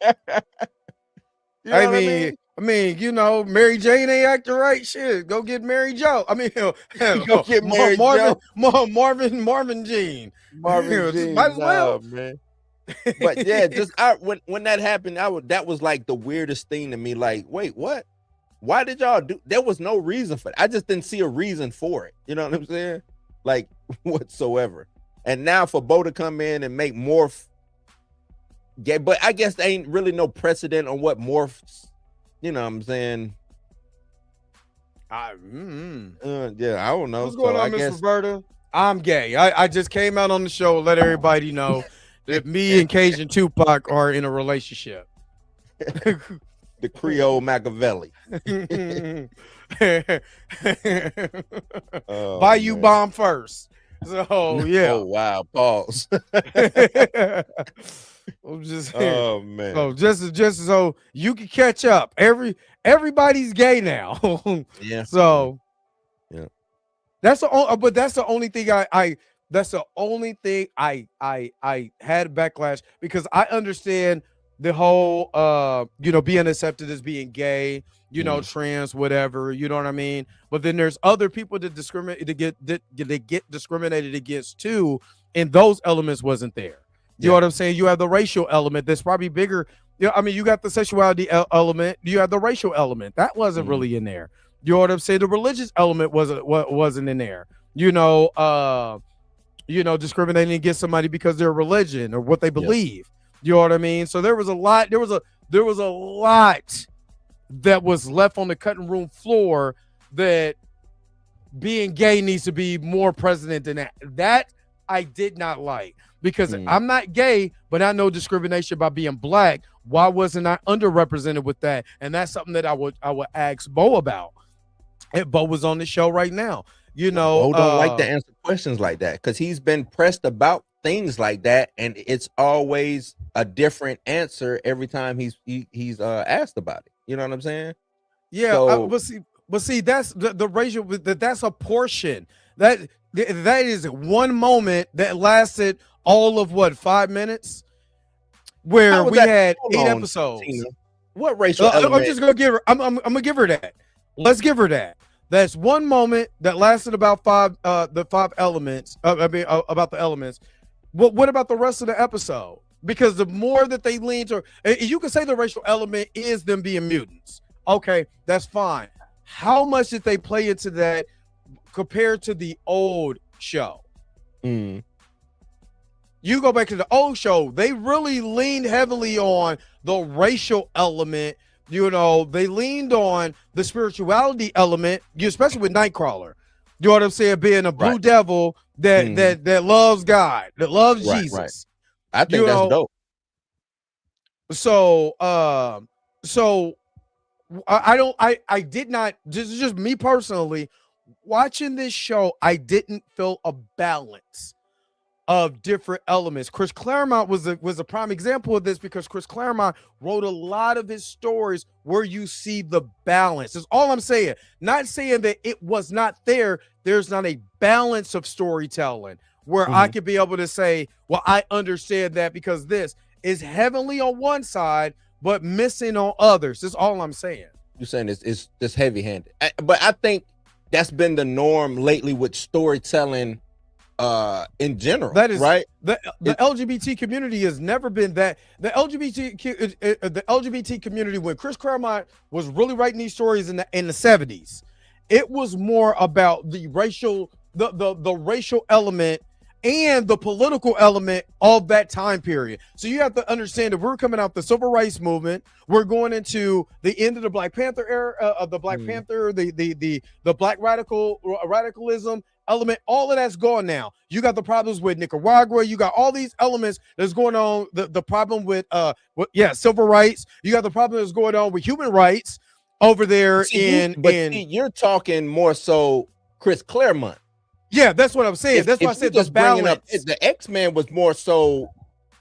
I mean, the original X-Men was the villain of the week, basically, until Chris Claremont started writing it. Right, but as far as their representation, it was really more so still Jewish. Everybody at Marvel was Jewish. Yeah, it was still lit. Yep, I agree. You know what I'm saying? Still lean more towards Jewish. All those writers were Jewish writers. Yeah, so they all like Tina was saying, self-insert. They self-inserted whatever pitfalls and things that they had into the writing. You know what I'm saying? Correct. Exactly. So that's what it was. Same thing. And that's Superman. when you get Superman the giant size based off of Jewish. Of Jewish. It's a Jewish symbol. Oh, right. It's all about the Jewish stuff. But whatever community that you are from, you know what I'm saying? Whatever marginalized community that you are from, you can find common ground in the X-Men. And I think that's what Collector's Reign is saying. Like, it's not specifically an allegory for LGBTQ. It's not specifically an allegory for Black Americans. It's not specifically an allegory for fill in the blank. But if you feel that this represents you, jump on board. Yeah. You know what I'm saying? Because it is something here for you. And you will probably see yourself in this. You know what I'm saying? Or you probably have a storyline will probably fall right in line with whatever you're going through today, yesterday, tomorrow, whatever. You know what I'm saying? So I think that's more so what it is. And I think that's why the X-Men is so popular, is because anybody it fits anybody's vision. You know what I'm saying? Or worldview, I should say. So. Right. And that's what I was talking about with the balance of. That's why I said, if you go back to Giant Size X-Men #1, that's why the team changed. You know what I'm saying? So you can show, and really, it was Stan Lee. I believe Stan Lee was the editor-in-chief at Marvel at that time. Yeah. During Giant Size X-Men, trying to show that #1, races can come together. Because you got Canadian, you got an American, you got a Black woman, you got everything. You got a Native American, you got everything. A Russian, which again, the Russian conflict. Oh Lord, the Cold War, all of that. So it was showing these different elements, and then each story, each when they start building that world after Giant Size X-Men #1, when they start building that world, it did start to reflect what we saw at that period of time. So yeah, you can still talk about gay, but you also could talk about the element of the Cold War and the misinformation of the government trying to get us to hate people that we don't know. So that's why I said there was balance. And to me, I didn't see enough of that in X-Men '97. You know what I mean? To me, it felt like more leaning towards the LGBT community and letting them be represented, because guess who's writing this? Who's the showrunner for it? A gay Black man. Right. And like I said, ain't nothing wrong with that. There's nothing wrong. But I want it's just being a gay Black man shouldn't just be the whole, or being gay shouldn't just be the whole identity. Being Black shouldn't just be the whole identity. If you get what I'm saying, being Jewish shouldn't just be the whole identity. It has to be a cluster of storytelling, so you all can understand exactly why discriminate against a certain people, no matter what they look like, no matter their sexual orientation, they can be understood. That's all I'm saying. That's what I'm trying to get at. No, that's you hit the nail on the head with that, man. Like, I think, and like I said, a lot of writing up until this point has been heavy-handed, leaning in whatever way, you know what I'm saying, people think, whether Because it's it's left-leaning or right-leaning or yes, whatever. even that. It's even just that been politically. heavy-handed. And I think when we was coming up, maybe we didn't see it, but I don't remember, not Rogue dropping the hard ER, but I don't remember seeing or feeling like something was overly heavy-handed in the storytelling. You know what I'm saying? And which one? And just growing up, just watching movies growing up and watching shows growing up. Like I don't recall it being, and maybe I need to go back and look, you know what I'm saying? But I just don't recall it being heavy-handed like that. And that's what I'm pointing out, Jay. I'm not saying there's nothing wrong with that, but you're gonna alienate your audience when you do that. That's why he's probably getting pissed off about the attention that he's getting online when people start questioning him about X-Men 97. If you get what I'm saying, because he could always just shut up. Or I mean, that's always STFU is always a good thing that you can do when nothing else works. You don't have any pills, STFU. Shut up. You don't have a cure, STFU. To me, Bo, if there's a fire going, Bo goes and get lighter fluid. He go and get alcohol. He go and get whatever, propane. Bo go get you. Bo go no blue. Bo go, you gonna be walking. You go take a trip to Miami, baby. Let's go to Miami. All right, we going to Miami. We chilling. We walking on the beach, and then a big light skinned black dude go come out. Hey, what's up, Blue? You thought I talked a different way on TV, huh, mother? I'm Bo de Mayo, mother. I'm just saying. And look, Stizzle. Yes, Stizzle, you right. When it's convenient. But Bo is black when it's convenient. He's gay when it's convenient. Bo is white when it's convenient, or Brazilian. What is he? Brazilian? Whatever it is. I don't know. Whatever will fit for him. Not no shirt with a Speedo. That's why I couldn't get that OnlyFans to get that information. I am good. You not about to Bo said, if y'all want to know what's coming on, it's OnlyFans. Yeah, the OnlyFans. Nah. Oh, man. Yeah, I'll learn from the internet, big dog. I won't. Right. I don't want to go there. All the platforms you got on the world, OnlyFans. He could have did a Patreon or something. Bo, I'm just saying. I hope, like I keep saying, if Bo was in the right and Marv was in the wrong, I hope he get his just due. You know what I'm saying, and or whatever's coming for him, but not the what is that? Speedo Rican? Bo is Speedo Rican? Not Speedo Rican. This is the story. This is that's you're talking about. Yep. Mm-hmm. Yeah, buddy. That mug is hard too. Yeah, damn, I forgot Bishop had his arms turned into metal arms. I forgot about that. I'm trying to tell you that run, that whole storyline run is dope because Hope is in his chest. Mm-hmm. Yeah, that whole storyline is dope. Anyway, I'm sorry. Back to Speedos. Nah, we good on Speedos, man. You sure? But I think that's what I think X-Men 97 season 2 gonna be good, man. I think it's gonna be good. I just wanna hopefully they continue the storyline that we led into with the I'm just showing that's the one, Cable number 1. So from the Hope storyline. But I just hope they continue that storyline going into the future with Cable and Rachel Summers and all of that as Mother Atscani. You know what I'm saying? Segueing into that situation, Sadie Sink is still a question mark in the casting of Spider-Man, right? This is one of D Sizzle's favorite comics. That was Fatal Attractions was a dope ass storyline. I like Fatal Attractions. To me, D Sizzle always talks about the hologram. Man, picture. yeah, I got all of them. All the hologram cover. I got them all. Got them. Mugs is hard, but anyway, I got them all. Go ahead, my bad.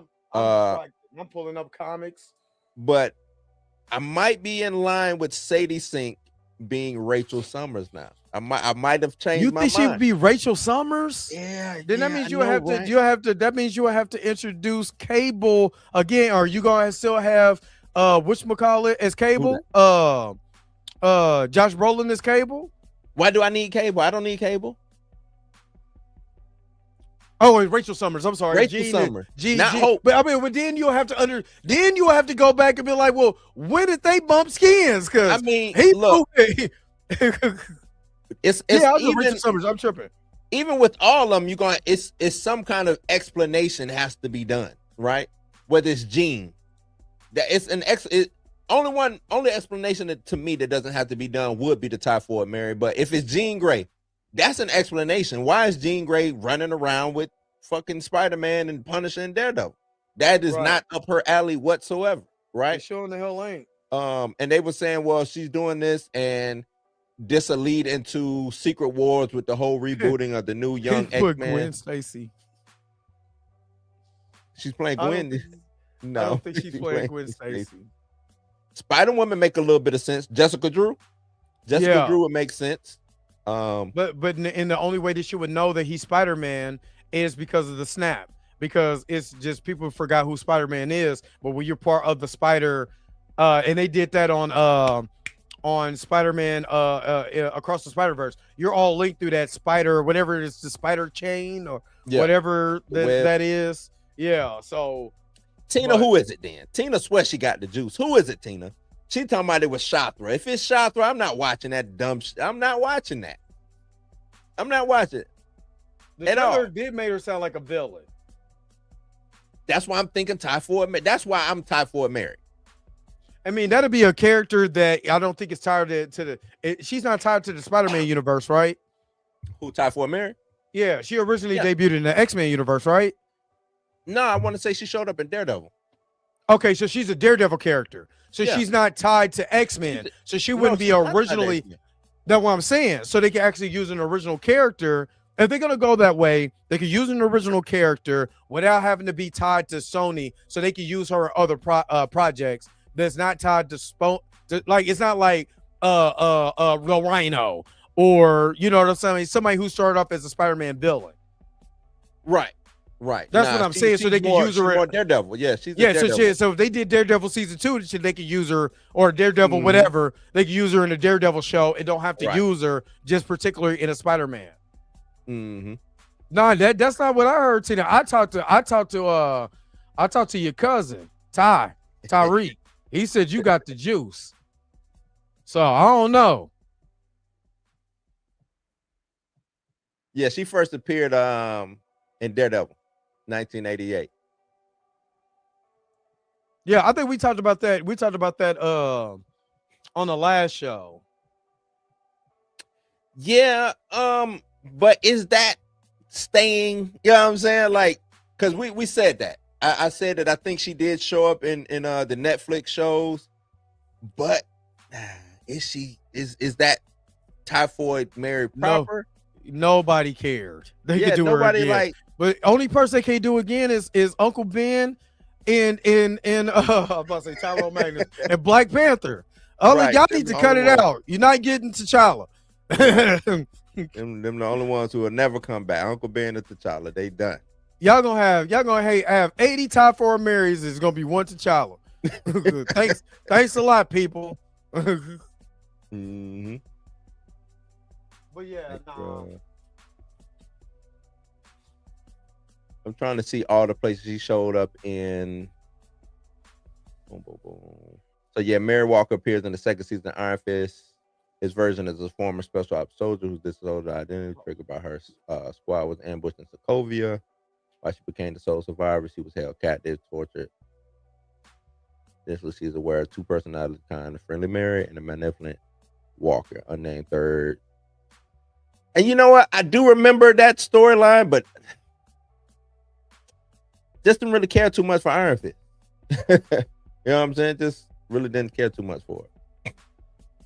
Tina, we got faith. I mean, technically, nobody cares about Iron Fist. Right. we got faith, Tina. We got faith, but did Uncle Ben's making a return? I do. Boy, I can't wait to see Uncle Ben, man. Not being a tombstone, man, flying around the city, man. Hell yeah. I guess let's bring back Uncle Ben. Hey, Uncle Ben died so much that they didn't even do an Uncle Ben death in this Spider-Man. they didn't. And he don't even talk about Uncle Ben that much. Yeah, they killed Aunt May instead of Uncle Ben because they got tired of it. Oh man. But yeah, that to me would make sense. Time for a Mirror makes more sense for what's going on in the story than anything. But like I said, if they trying to do mutants and this whole thing with these what you said, Dr. Doom going around snatching up kids and all of that, Rachel would be the perfect candidate to be snatched up. Why would they do that? When in the comics, besides owing somebody $200, where Dr. Doom just start doing that? Dr. Doom is now Pennywise. This is who he is. I was gonna say Willy Wonka. Right. Like, what are you doing? That doesn't make sense. That's the stupidest theory I've ever heard in my life. I think that they're doing that because I think they're showing that. So when the incursions happen, and all I need is the last. Hear me out, Blue. Hear me out on this one. Okay. Hear me out. I need the last trailer, not to be Dr. Doom, but for Toussaint to be on that island by himself and an incursion getting. Oh my God, would I lose my mind? I would lose my mind. I start to flips. I'm like, oh snap, Toussaint. Well, they got him, son. Yeah. You know what I'm saying? The incursion get Toussaint. I'm not gonna lie, that'll be one of the greatest times of my life. All right, I'm done. I'm done. Nah, I'm with you. I'm with you. Get him out of here. Get him out of here. I hate that I spent this much money on this damn comic, but I had to have that. Johnny Rastafari says misdirection. Russo's known for this. You can't take what you see in a Russo. Oh hell no. Matter of fact, that Valtrex commercial that Steve Rogers was in most definitely ain't gonna be in the movie. That was funny, dog. Whoever did that. That was funny, man. What is it, Cyclops or whatever it was? I forgot what it was, but yeah, that was funny as hell though. He has a power stone through vibranium. He's important. Toussaint gonna be on. Look, Toussaint gonna be on that island.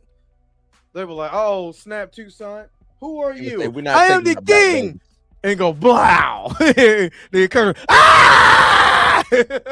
He said, Toussaint is my Haitian name. My name is T'Challa Jr. Like, no, dog, your name is Toussaint. You can't just be picking names, man. You can't just be picking names. Your Haitian name. What's on your birth certificate, bro? Right. What's on the birth certificate? I am T'Challa Jr. I'm literally. Now I know I need to put these up now. I've been waiting too long because I'm just pointing them out just so y'all can see. He letting y'all know how you get down.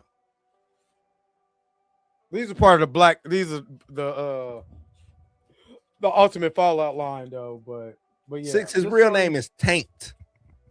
That's his real name. Taint. I'm trying to tell y'all when y'all see that, don't. I'm trying, but I do believe they're going to use Steve Rogers being selfish to recon all this crap. That's what they're doing. They're using. I think the reason why they want you to get excited about not him, but with Steve Rogers holding that baby, is because his selfish acts caused the incursion. He's gonna kill Toussaint. It's gonna be Steve Rogers who kills Toussaint. That's what's gonna happen. Watch, because he was over there being selfish. Not Sapase. No, Tina. Sapase. Nope, we're not doing it. Nope. He can take his ass right on back down to the little Haiti in Miami and kick it. Nope. I mean, I'm not opposed to that. You might be. I'm not opposed to that. What, him going to Little Haiti? Yep. He can go to Little Haiti as long as he don't show up in the movie. I'm good. He could be a little, he I'd could be rather a him Little get Haiti. hit by a incursion, but I'm cool. He can be a Little Haiti, and they can do what you got? Hold on. I was gonna say, let's do this. I want to do a reaction. While we over here talking about Toussaint, I want us to do a reaction video, a reaction real quick. And this because Junior Network sent me the these videos from an interview. Junior Network sent me these interviews with your dog. You know what I'm saying? Your boy Ryan Coogler. Cougs. What Coogler talking about now, man? He was talking about the original script and how how he thought he was gonna get fired. I think we should watch that. Just react. Let's do that. Hold on, because I just want to make sure that. Let's do that. Ryan lying ass. Let's see what he talking about. Let me. They all be lying now, man. They all be lying. Hold on. Matter of fact, let me try to see, because he's Josh Horowitz, and I think Josh Horowitz. No, he's not the one that run Screen Crush. Let me see Ryan Coogler's interview with Josh Horowitz. Let me see if I can find it real quick, and because I want to see your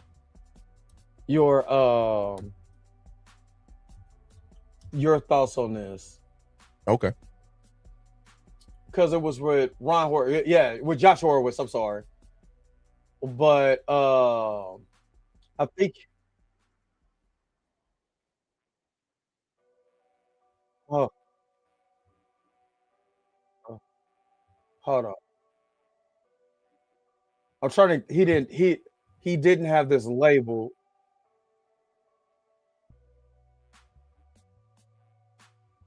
Okay.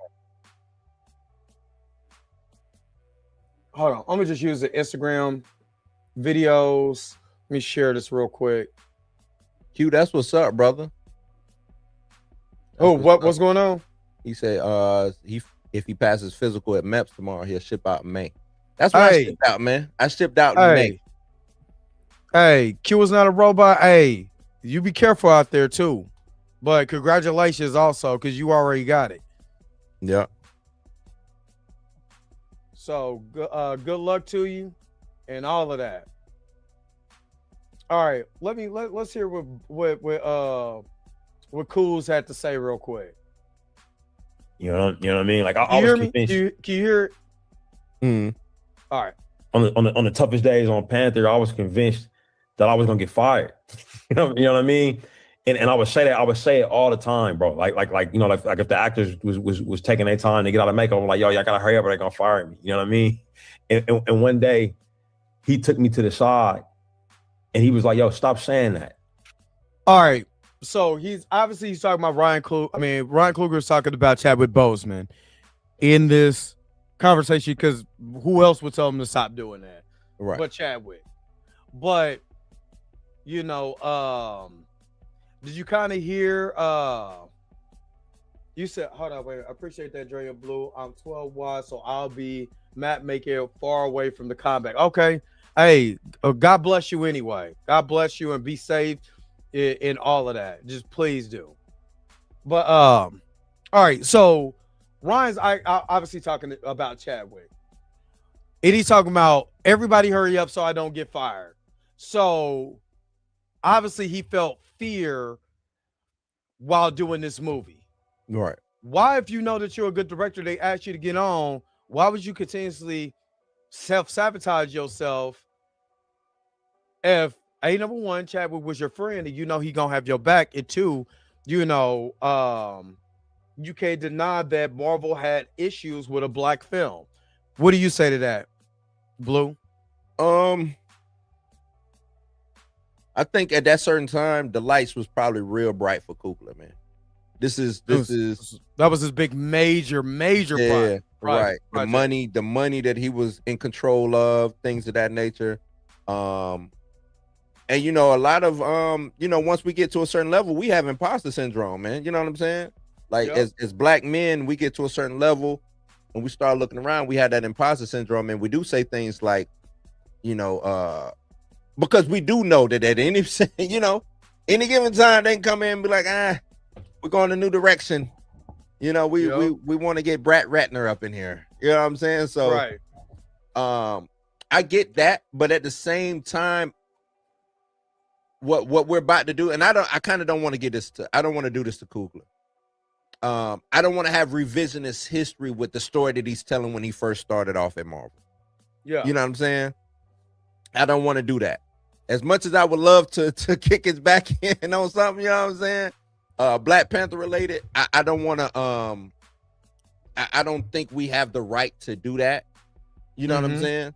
Because hindsight is 2020. If we looking at it with today's eyes, if we look at that story with today's eyes, then yeah, we could be like, come on, man. You sat here and told us that y'all was friends, whoop de whoop, so everybody should have y'all back and y'all one big family, kumbaya, and you know what I'm saying?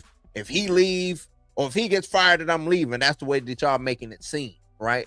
But at the end of the day, and I always say this, I never thought as them to be no friends like that. I don't believe him and Chad was super buddy. Do I believe they got a great working relationship? Yes. Do I believe everybody on set on Black Panther has a great working relationship? Yeah. But do I think that what's her name who plays Okoye? Denai. Do I think that she is inviting Coogler over for pumpkin pie, Thanksgiving dinner or what? Yeah, like that's not. I don't believe that is happening, and I wish that they would quit trying to push that narrative. And I think we've gotten caught up in that narrative of, oh, they was one big happy family. This is why we can't recast T'Challa because, and it's like, nah, man, y'all work that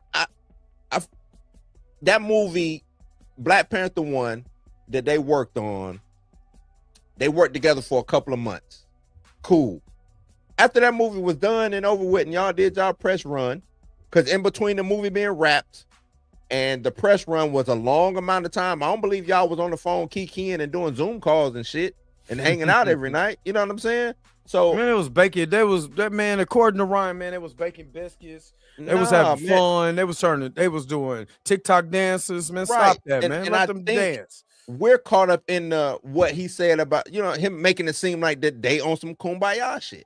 And y'all wasn't on no kumbaya shit because you, like you just said, Dre, you wouldn't be running around thinking that you were gonna get fired if you had this, if you was the quarterback of this team and you knew that the team ain't gonna go nowhere unless you do. You know what I'm saying? Like that's how I look at the whole situation. I don't want to kick his back in, but if somebody did, it would not be warranted, if you get what I'm saying. He said it's playing Cougars voice, right? I'm not doing Cougars voice. Cougars right here, right now. I'm not going to do that right now. I'm trying to be very respectful because I think it was a part in there. It was like, yeah, you know what I'm saying? So anybody like on these YouTube spaces who want it, you know what I'm saying? They just come see me. You know what I'm saying? I'm in Oakland. You ain't going to come to Oakland. And he's right. I'm not coming to Oakland. So he's absolutely correct. Nah, I'll be in Oakland in a couple of weeks. Actually. I won't be in Oakland never. So I love Oakland, man. Salute to the Bay, man. Salute to the Bay. I'm be out there yanking, you know. And I was like, man, I was like, man, I really feel that way. He was like, look at me, bro. I would never let that happen to you. I would not let that happen to you. You know what I mean? Like, and him saying that was like, that. You know, in the moment. And that's BS right there. Chad ain't had no power to be like, I ain't finna let that happen to you. Who was Chadwick Boseman at the? Yes, we know Chadwick Boseman. He done been in some movies. But for him to be like, oh, I ain't finna let that happen to you. Chad, what you finna do, Chad? If they walked in here right now and say, hey, cool, you got to go. And then Chad, hey, if he goes, I go. All right, then you can go too. You know what I'm saying? This was Ike Perlmutter days. What are we talking about? You are not lying. They would have told that whole cat. They didn't even want them to do that movie. Remember, what's her name that played Lupita Nyong'o? Came out and said we were all walking on eggshells because we knew Disney really did not want to make this movie. That is not something that we're making up. As the honest to God truth, we have the documentation that proved from Ike Perlmutter and the executives and the beneficiaries or whatever that said, why do we have to make an all black movie? Why? I like women, so but why do we have to have an all women movie? They never say anything about the blacks. So they already did not want to make that movie at all. So him walking on eggshells makes sense. Yeah. What I'm saying is Chad Chad was not a Hollywood A-list star at that time. That's what I'm saying, Culture. Yes, they gave him the freedom to make the world if you remember what Chad said, Chad had to punch, scream, and kick to get things like that done. You know what I'm saying? So it wasn't like, oh, hey, I'm gonna pull him to the side. Hey, man, I ain't gonna let that happen. Dog, you can barely get the shit that you're trying to get done. You know what I'm saying? Right. So, no, I think right now, as much as we all love Chad, I hate it. You know what I'm saying? It's like they trying to put the 2 on the 10 when it comes to Chad and his legacy. Right. Let Chad rest, man. Yeah, leave Chad out of this. If y'all wanted his legacy to be upheld so much, y'all would have recast it instead of tearing his legacy down. Facts. And the simple fact is that they keep asking Ryan about him. Like, stop asking that dude about Chadwick Boseman. Like, that's what's pissing me off, honestly. And to listen to him have to continue to talk about Chadwick is pissing me off. Because the stories it gets more elaborate. It gets more of this, and I'm like, then if he was that, then I know there's another Hollywood star that's just like that that's coming up that's not a star yet. Put him in that same position and let him flourish, just like you said. That's it. Keep him going. Keep it going. Yeah, it's more. It was like, well, that's cool, you know what I mean? But like, man, we gotta go get to work. Yeah. We're looking. You know, he was always protecting me, always. You know, and yeah, like to know that that he, you know, one of the strongest people was being, you know, was having his strength taken from by this disease. You know what I'm saying? Like pause it again. It damn. I mean, the man goes stutter by the time he get his thought out. I mean, shit. That's why now y'all see why I do that voice. Now y'all see why I do that voice. How old is Coogler? Well, Ryan's what, 30? I want to say 38 now. I could be wrong. But you know what I'm saying? Let me okay, Ryan is 39 now. Oh, he's 39. Oh, okay. You know what I'm saying? Because, you know, just a lot of stuff, you know, I mean, just, you know what I'm saying? Happened for me for a lot. You know what I'm saying? Like, yeah. Chad was 43 when he passed, right? Mm-hmm. We do the math. So they similar age. I can see he's 39 now. Right. Chad died in 2000 in what? 2021? 2022. I mean 2020, I'm sorry, 2020. 2020. So that was 5 years ago. So he's 33. Would be or 30, 30. No, he's 39 now, so he would have been 34. 33 to 34 years in his early 30s. Yeah. What I'm saying is they're not too far off in age, and I could see Chad acting like a big brother.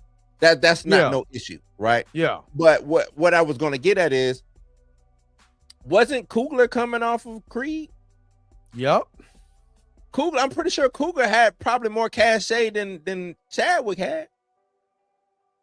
Chadwick's biggest movie was Get On Up, and it wasn't even universally received because it's not a big budget film that is getting that overseas money, because motherfuckers in India don't care about James Brown. They don't care about Jackie Robinson. I'm just saying, only we do. Right. Yeah. That's what I'm saying. Chad was in a lot of movies. I'll give him that. But Chad was not this superstar actor. And even when he became Black Panther, it was almost like what we did with Mr. Terrific. Mhm. He was the awesome part of the movie. Right. But they didn't make him an A-list star, because if they would have made him an A-list star, he wouldn't have went back and asked for more money. So, But that's what I'm saying. he didn't have the pull like that. Chad was the equivalent of the guy of where you be like, oh shit, that's he was that's the guy who played Jackie Robinson, or that's the guy who played James that's Brown. what Chad was during that time period. Yep. That's what he was. And no disrespect, I'm not saying that to downplay Chad's greatness or but whatever. that's what it was. That's what it was. It wasn't. You're not lying. It is not like we're just saying, oh, he just was a horrible actor and he couldn't act his way out of it. No, as far as cachet in Hollywood, he was. That's the reason why they remember this. That's one of the reasons why the MCU got Chris Hemsworth.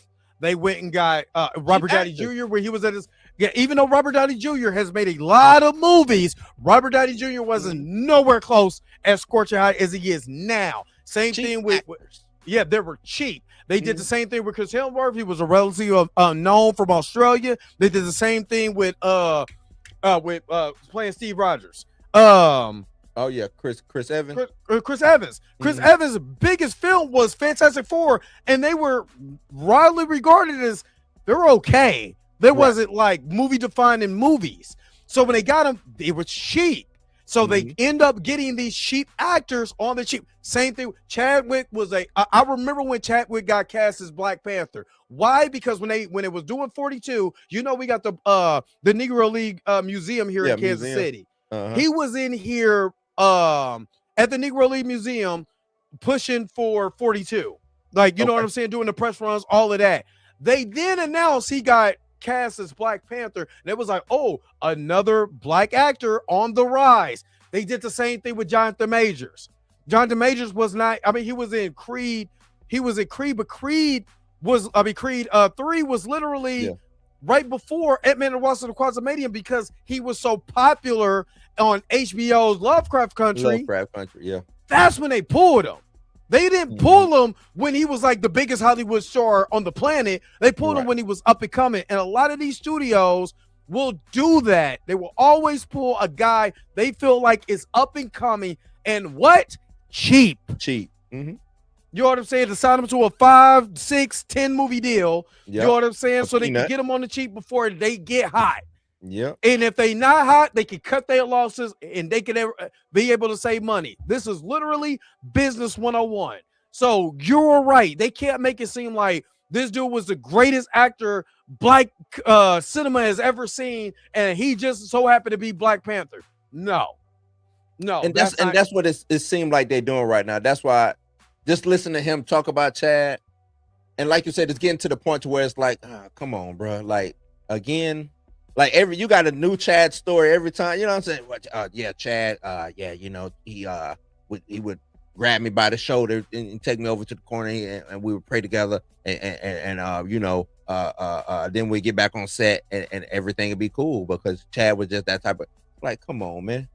Like, how many, you know what I'm saying? Like, y'all wouldn't just I just don't believe y'all to be hanging out. Do you know on the set how much things is going on the set? And with him being a director, y'all not hanging out, telling his trailer, you still on set. Yeah, Chad, you know what I'm saying? Like, I was just coming in here, man, see if you want to blow bubbles, and you know what I'm saying? I got a yo-yo, you know what I'm saying? And I know they told me, you know what I'm saying? Like for real, like, you know what I'm saying? Like for real, I heard that like Chad like yo-yos, right? So he would do like you know what I'm saying? Like walk the dog, and you know, you do these tricks. So that's when I went and bought me a yo-yo. I brought it in, and we started like, man, just yo-yoing together, you know what I'm saying? Like, who don't like yo-yos? You know what I'm saying? Like, everybody like Eldridge Hodge like watches. I like yo-yos. I like, you know what I'm saying? I'm gonna stop before it's gonna be Bo DeMayo and Ryan Kluger in a tag team match with me and Blue. And then Ryan gonna hit me with his mustache. It's gonna be the secret weapon. He gonna take his mustache off, put it on his fingers, put it on his hand like a brass knuckle, and pow! You know what I'm saying? And then Chillmonger gotta come in here it do look like it's a detachable mustache that he be using. Oh man, that's crazy. All right. Let me see if you got any more to do. Hold on. It's more. It's more to this. Let's keep going real quick. Damage me, bro. Probably irreparably, right? To be honest I'm with sure. you. Yeah. But I love that script, bro. Like I put so much into that version of the movie. Because our relationship was one of a lot of protection. All right. You know what I mean? Like Yeah, I was convinced on the top. Let's get out for that one. Let's go to this one. And during the course of those 8 days, Namor launches an attack. So that was what the movie was. He had to deal with somebody who was, and it was a different version of Namor in that script, but he had to deal with somebody who was like insanely dangerous. But because of this ritual, his son had to be like joined at his hip the whole time. Yeah. So okay. I still don't understand why they made T'Challa a baby daddy. I'm gonna keep it a buck though. I'm gonna keep it a buck. I think Ryan is very selective on who he goes on the shows with, because somebody should have asked him, why would you make T'Challa? T'Challa's never had a kid in the comics. Yeah. T'Challa Prime 616 right. never had a kid in the comics. Why did you make it essential for him to have a son in this story? And we haven't got T'Challa fully as a king and as rulership like his early comics would dictate, or dictate. Like you can pull up Christopher Priest's run, or my favorite run is Reginald Hudlin's, because it did show T'Challa in a different light. Why would that not be something that you will lean towards and then wait for him to have a child? Or is that something mandated by Marvel DC or Marvel Disney? I don't think it's a mandate. I think this is all him. This is his his movies. He never had a kid with Storm in the 616. Yeah. Like in other realities, yeah, but yeah, 616 proper. Nah, because even Avengers, Children of Tomorrow, whatever that is, he has a son with Storm, but that's not canon. You know what I mean? So yeah. But it's Coogler's MO. Fruitvale Station was a true story, but it was the situation. He was a son, and then he had kids. He had his family on his own. He ends up getting murdered on the train or whatever. It seemed like he took all of that. I don't know what Coogler's background is, where it comes to single mother, or if he's the son of a single parent, anything like that. But it seems like he takes that, and every movie that he goes to, that's what it is. Adonis is a bastard. You know what I'm saying? Adonis Creed is a bastard. Yep. He ain't got no daddy. Yeah, they tried to. I kind of didn't like that, because it takes away everything that that Creed was. That Creed was, especially when Creed he was a helping baby daddy outside, having an outside kid. That's not what Creed was. A straight laced, and he got on Rocky's ass when it was Rocky 2 where he was trained. Was it Rocky 2 where he was training? Was where he trained him against 3 against Mr. T. Yeah. So I agree with you. To have that story and make him feel irresponsible, especially as a black man, I think that's where I got problems with that particular storytelling. Right. So he just keeps regurgitating that. So he says, the script, man, for these 8 days, T'Challa and his son. What son, dog? We coming off of T'Challa. Coming off of Black Panther 1. We going to Black Panther 2, and it's a damn kid. And it's been 8 years later, and they're on a damn safari retreat doing some type of ritual for 8 days. What are we talking about? Why? And it was phase 4 and phase 5 was about kids. That's why I said a lot of them kids about to get hit with that incursion bug. Wow. Retcon. Wow. Because I didn't get that. And to me, I always felt like when you take, again, you don't even have the world of Wakanda actually built. So when it reminds me of Michael B. Jordan when the white lady was like, Wakanda forever, and he was like, you ain't from Wakanda. That's literally to me, this is literally what they did in these in these in that Black Panther movie. You made something where that's not Wakanda. And if you know Wakanda for real, they wouldn't have, man, they would have tore T'Challa's ass up for doing that. That's irresponsible as a king. Oh yeah. This is it was irresponsible for him to open up the borders of Wakanda, but that's even more irresponsible. But you know, the storyline, the Future's End, I think, and that what it's called, with the white son, T'Challa's white kid or whatever. Oh yeah. You know what I'm saying? That's what T'Challa was getting shit for that. You know what I'm saying? Yeah. And my white kid. But you're right. Like, Wakanda ain't just letting some Toussaint wouldn't just be able to walk in there and try to claim that he's Wakandan, right? Killmonger couldn't even do that. Killmonger damn near got dragged out of there by his feet. He had to show the tattoo was saying, no, I'm originally from here, right? You know what I'm saying? Like, I'm originally from here. I just got lost in the sauce outside of here, but I'm actually Wakandan. I got the tattoo. Toussaint ain't got no damn tattoo. Ain't nothing about Toussaint Wakanda. Especially growing up in Haiti. When the Queen Mother walked in, she looked dead at that child, pushed him out the way, and said, "Where's Nakia at?" Like, what grandmother come in into the house? And then you try to make it like it's a surprise. The kid ran right past you. Like she don't even know that. Come get out of here, man. That storyline was so trash. Even him trying to do this, Namor shows up. Why does Namor show up? You know what I mean? Like, for what? Is it the same thing? The vibranium that Atlanteans don't have? Like, you know what I'm saying? Like, this is we talk about people not honoring source material. That's why shit be bad, because they don't honor the source material. And I'm not looking for, I'm gonna keep saying this, I'm not looking for a line for line, panel for panel when it comes to source material, but the spirit of the source material should be there. Exactly. Namor was not Namor McKenzie, right? That, I don't know what that Namor, that was, who was that? Namor, right? That's Namor. That's not Namor. I always thought Namor was Asian, but no, he's a white. Namor is Irish.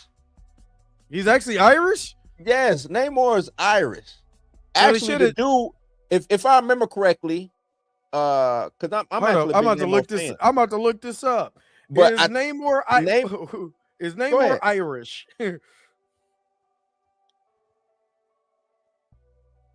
I'm actually about to look it up right now before we be on somebody's thing. And they were like, see, you don't know what the hell. Okay, so this is what they said. They said, no, Namor the Submariner isn't inherently Irish. He's the mutant prince of the underwater kingdom of Atlantis, a hybrid of Atlantean and human, specifically a human father named Leonard Mackenzie and an Atlantean mother, Finn. But his creator, Bill Everett, was American, and Namor's deep-sea origin ties him more to the myth than specific terrestrial nationalities, though his human lineage touches on earthly cultures. So they don't want to tell you that he's Irish, but he's Irish. So he said, so why was an Irish? Is it part of his core mythology? He's just the prince of the sea.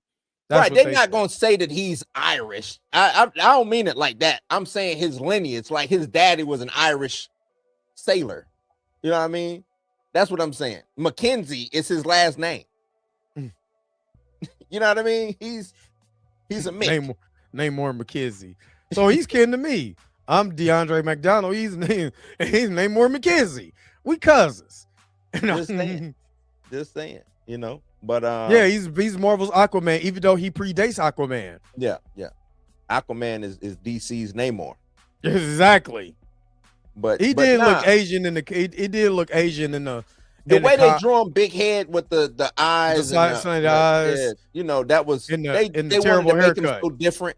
You know what I'm saying? Because of Atlantean. But his last name is Caesar. Cesar. But I'm Nemir. Nah, it's just the spirit of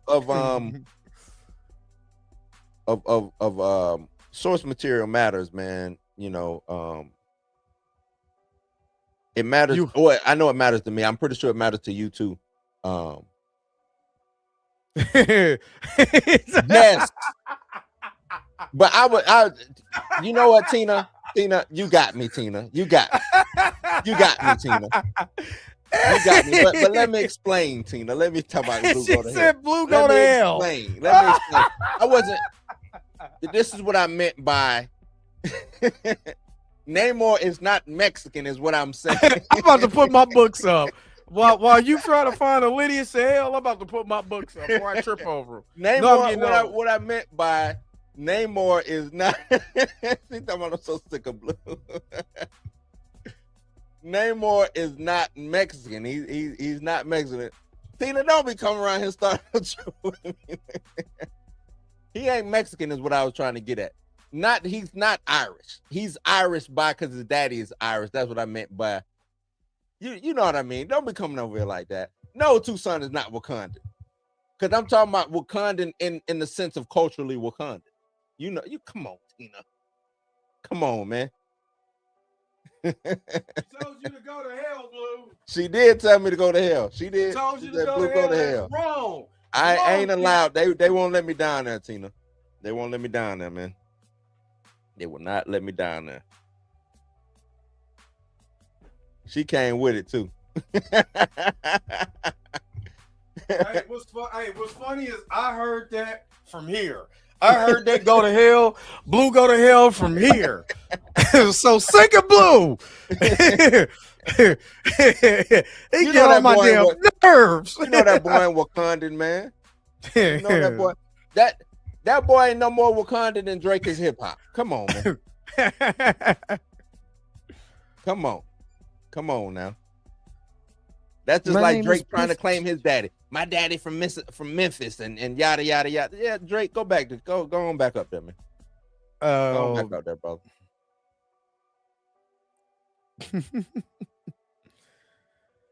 He said, "Got him." She did hit you though. That's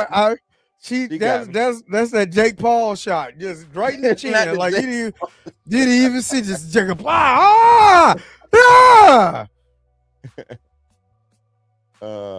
Hulk got a kid, Thor and Black Panther both got a kid, Tony Stark got a kid, Ant-Man has a kid, Wanda has 2 kids, Hawkeye basically adopted the next Hawkeye. And he had kids. Yeah, Hawkeye already had kids, and then this is the problem with this is the problem. They never explained pregnant Hulk, so Hulk could have a kid. They never properly explained that, and they never had a movie or anything that actually gave us that. Why does Thor and Black Panther have random kids is beyond me. Why does Tony Stark have a child is beyond me. Ant-Man, because it's Scott Lang, I'm gonna give him a pass on that because there's nobody. Yeah, but there's nobody. When you think of Ant-Man, the first person out of your mind, if you're a comic book fan, is not Scott Lang. He's a Ant-Man, which is a derivative of the Ant-Man. You know what I mean? But nobody's thinking about him. You know what I mean? So Wanda Maximoff, that there is a reason why she has 2 kids, and they have not still told a proper story so we could get the House of M and all of that. When are we getting that? We're gonna get that. You know, based off of the movies that we had, the only person who actually makes sense with the kid is Thor, because it ain't his kid. He just adopted. Yeah, just took the kid and said, "All right, you gonna kick with me," since even though that movie was bullshit, but that's garbage. That would make more sense than, like you said, Hulk having a kid. Hell, even Tony having a kid. Like, it's weird because I mean, not to make Riri Williams his basically his ward and his apprentice, but just shoehorning in Spider-Man, where Spider-Man can literally hold out on his own. You know what I'm saying? The MCU flubbed up really badly. Like, yeah, I'm more really so badly. Tony, like you said, having wards like Batman. Batman don't. Batman, you know, Batman. They gave Batman a kid, and Batman was like, "What the fuck? Why?" In the comic, he was what? Why? You know when Damian finally came around, he's like, "I did what? Yeah. That ain't my baby." He's the most badass kid, the most badass kid in comic history. Damian's my dude. Yeah, mine too. But I'm just saying, like, people like that don't need kids. He They did get a need wars. kid. You know what I'm saying? America, and you know what? America. This is what really hurts me, pains me about the multiverse. We got America Chavez sitting right there, who can go. And ain't nobody went through the multiverse. You know, Yeah, I'm gonna take Ryan's place to place. I'm gonna take Ryan's face off of here. Yeah, we Oh, yeah, done yeah. with. I'll do that at a later time when he's talking about it. Give you my thoughts, but yeah, we're gonna take him off. Oh, the my screen bad. right If you now. want to give your thoughts. No. But yeah, No, go ahead. Chavez, she got sidelined. The whole phase, what is it? 4 and 5 is the multiverse saga, and we got a character who can basically punch holes into time and space and travel within. But we got to deal with what's going on there with Loki and all of that. Like Loki made it so convoluted. He hit her in Carmitage. Yeah. Why? Like, Why? When you can tell the rest of the Avengers, we had somebody who can punch through time and space. Why? And to answer your question, Sean, Black Panther Prime 616 was married to Storm, and it was Reginald Hunland wanted that to happen, and then people hated on that.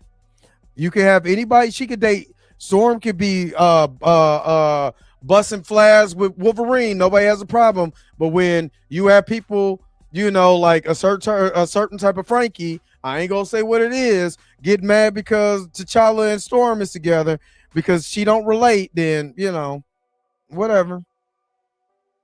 Alvin said, "Whose kid is the Super Scroll kid?" That's what was his name? The Graphic was the bad guy. Who was You the talking guy about? You talking about in that show? in the show? Oh God, do we really? What's his name? I forgot his name. I but forgot. That was his kid. She was the girl in the end of Captain Marvel first movie. The little girl scroll girl. Yeah, Talos. Yeah, it was Talos's. Yeah, Talos. That's it. Talos. Yeah. All right, Tina. Tina says she's about to go. Now, y'all, have a good New Year. I appreciate. She already done punched you in the face. I know. So she's like, yeah. So now she out. Nose too. You heard what Tyson said. Everybody got a plan till they get hit in the nose.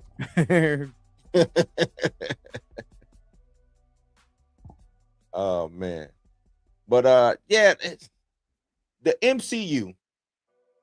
I just think they just believed that they just got too big, and they couldn't fail. You know what I'm saying? That's how I look at it. Seemed like they just got too big, or acted like they got too big and couldn't fail. Because this a lot of layups, a lot of alley-oops was given, and they just, I keep saying they would get in the red zone and fumble. You know what I'm saying? Throw interceptions in the red zone. It's like how y'all can bring a lot of these things home. And I'm not looking for 100%, you know what I'm saying, batting average. I'm not looking for 1,000 batting average, but some of this stuff Secret Invasion should have been 4 and 5. I thought you was about to just bringing up Secret Invasion makes me want to throw myself out the window. No, just say something else. Don't say Secret Invasion. Say I'm just saying. Secret that Lovers been or something. Just don't say that. The Invaders. Yeah, the Invaders. The Invaders. That should have been 4 and 5. That would have gave them time to regroup and come up with the next big go around. Also, going back, and I'm gonna have a little revisionist history. The Age of Ultron should have been a phase of its own.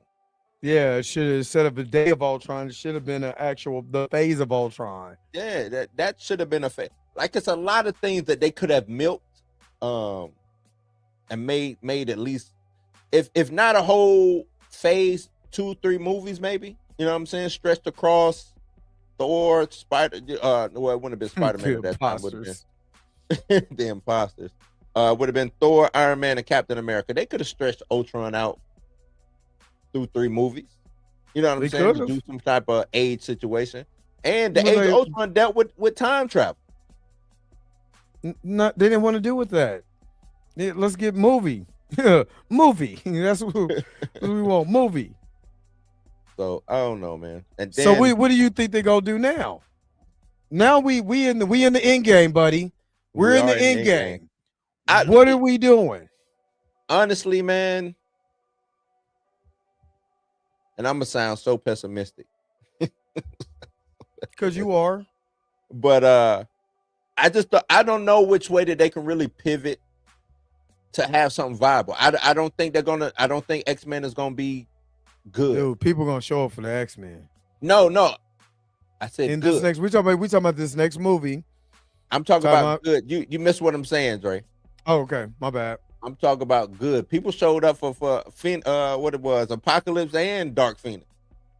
Well, I'm talking about good movies. Is it going to be good? Are they? How far can they go with it? Because with this retcon, they've done all the real good Avengers stories that they didn't do proper, right? As far as the last couple of maybe the last 20, 25 years of Avengers. Those storylines have been done. So what are they going to do on the retcon? You see what I'm saying? Mean, they got other stories. You got War of the Realms that you could do. You got Annihilus Wave that you could do. There's individual stories you could do. Is that going to be a one and done with Annihilus? War of the Rams, is that going to be a phase? War of the Rams was not good. War of the Rams it was some good stuff and it was some bad. It was a lot of bad. If they come out, it was a little bad in there because it was a lot of bad. Malekith, but Malik, yeah. But they at least made them sensible. They didn't make them like they did in the movies. They made them actually sensible. But I mean, and then X-Men storylines. There's plenty of X-Men storylines. Any of them are they going to be good? I mean, I ain't gonna lie. If they ever did Onslaught, that would be, and they did it right, that would be one of the greatest X-Men phases of all time because that affects everybody in the MCU if they did Onslaught. That would be a Franklin Richards story more so than a X-Men story. But you have to. It's still you. You dealing with Professor Xavier's mind. Well, Magneto and Magneto's mind, the merging of the minds, the mergers of the minds. Right, but remember, Franklin Richards is the one who made Heroes Reborn, and he defeated after that. Yeah. So that's what I'm saying. But that whole phase was everybody. Nasty. Yeah, the phase was crazy. I remember the Inhumans. Boy, whatchamacallit would throw himself out the window if he seen Rob. The Inhuman. Yeah, Rob from Comics Explained loses his mind. I remember when Onslaught showed up. It was the panel. It was the last page of an X-Men book. I can't remember what exactly issue, but it was Juggernaut got hit and he had slid from like Manhattan down the road, and they walked up to him, and the only thing he said was Onslaught. You know what I'm saying? Yeah. And that's how it ended. But nah, I guess it's a couple things they could do, but I just don't. Y'all got more faith in the Russos than I do. Russos haven't. I mean, as far as no, they haven't. You're right. For Russos hasn't lost. You're right. So you're right, but I just don't have the. And I'm more so maybe because I don't have the faith in the Marvel more so than Russo. You know what I'm saying? Who you got faith more in? Josh Allen making that pass at the end of the game, or the Russos? Josh Allen should have made that pass. He should have made that pass. He should. I'm not like I told you yesterday. I'm not mad at losing like that. I'm not mad at losing like that because they went for the 2. He should have made that pass. They should have won the game, but we should have never even been in that spot to begin with. And that's why we fired the kicker today. Not y'all fired. Y'all did not fire the kicker. Yes, we did. Get him right on the body. The kicker. Damn. Right on up because that's 2 years in a row. He'd have kicked y'all out of something. No, that's not Y'all should have fired the offensive. Y'all should have fired the whatchamacallit too. The offensive coordinator.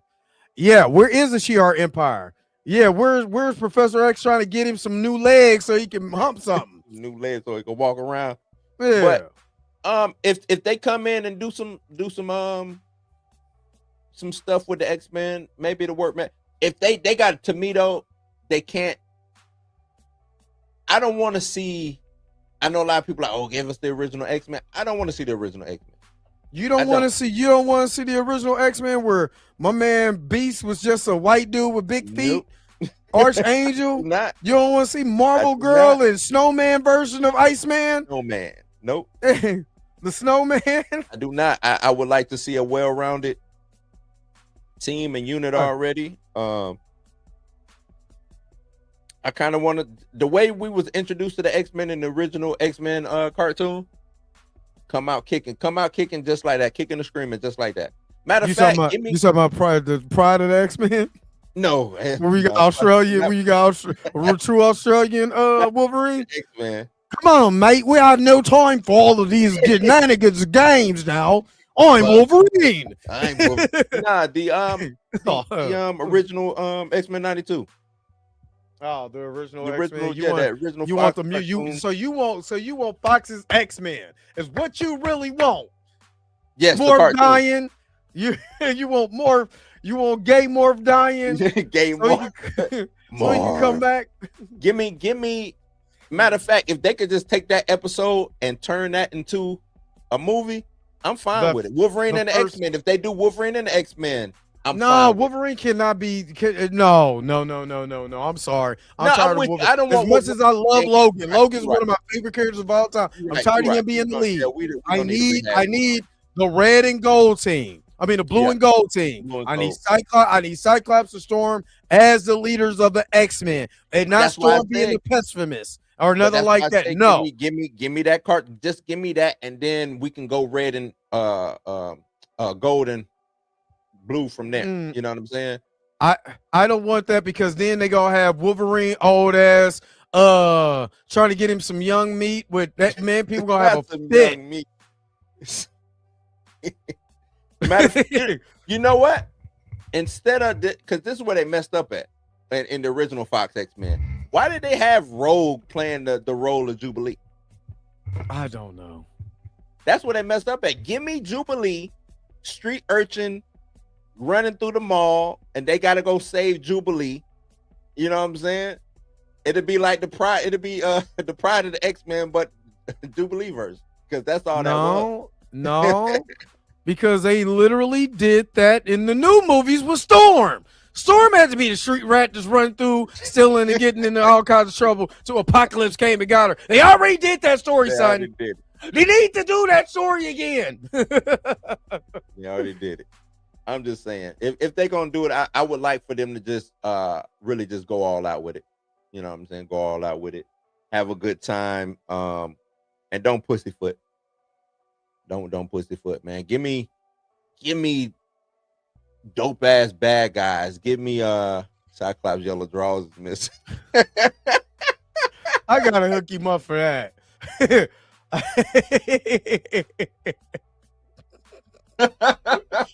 I gotta hook him up with that. Hold on. A watch beat. Super chat body roll. Oh, that's crazy. That's funny. But nah, man. I'm just scared of what they're gonna do with the X-Men. That's it. I'm really scared of what they're gonna do with the X-Men because Fantastic Four is fair. I don't even know what they're gonna do with Fantastic Four. I don't think it got off the ground the way that they thought it was gonna get off the ground. You know what I'm saying? So is X-Men gonna get off the ground? Now if they introduce what's his name? The future version of Reed Richards that's from alternate universe with the helmet. The Thinker. The Thinker. Now if they do that in Doomsday, and yeah, it might change some people's minds about Fantastic Four going forward, but I'm not giving them that much, but I can see that happening though. Yeah.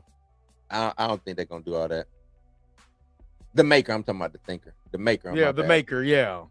But nah, it's some stuff they could do with X-Men. It's just, are they gonna do it? Or are they just gonna be stuck with Sentinels and Bolivar trash? You know what I'm saying? Like, I don't think we need to do all of that again. I think give me Nathan Essex, Sinister. Give me Apocalypse being the puppet master to Mr. Sinister, and Give me a crazy ass Magneto who's looked at as the savior and he's got all his acolytes. You know what I'm saying? Worshiping him basically as a god type situation. Give me that crazy. Give me the stuff from when they pulled Wolverine's claws, you know, his adamantium off his bones. Give me that whole story. Give me that. Give me that.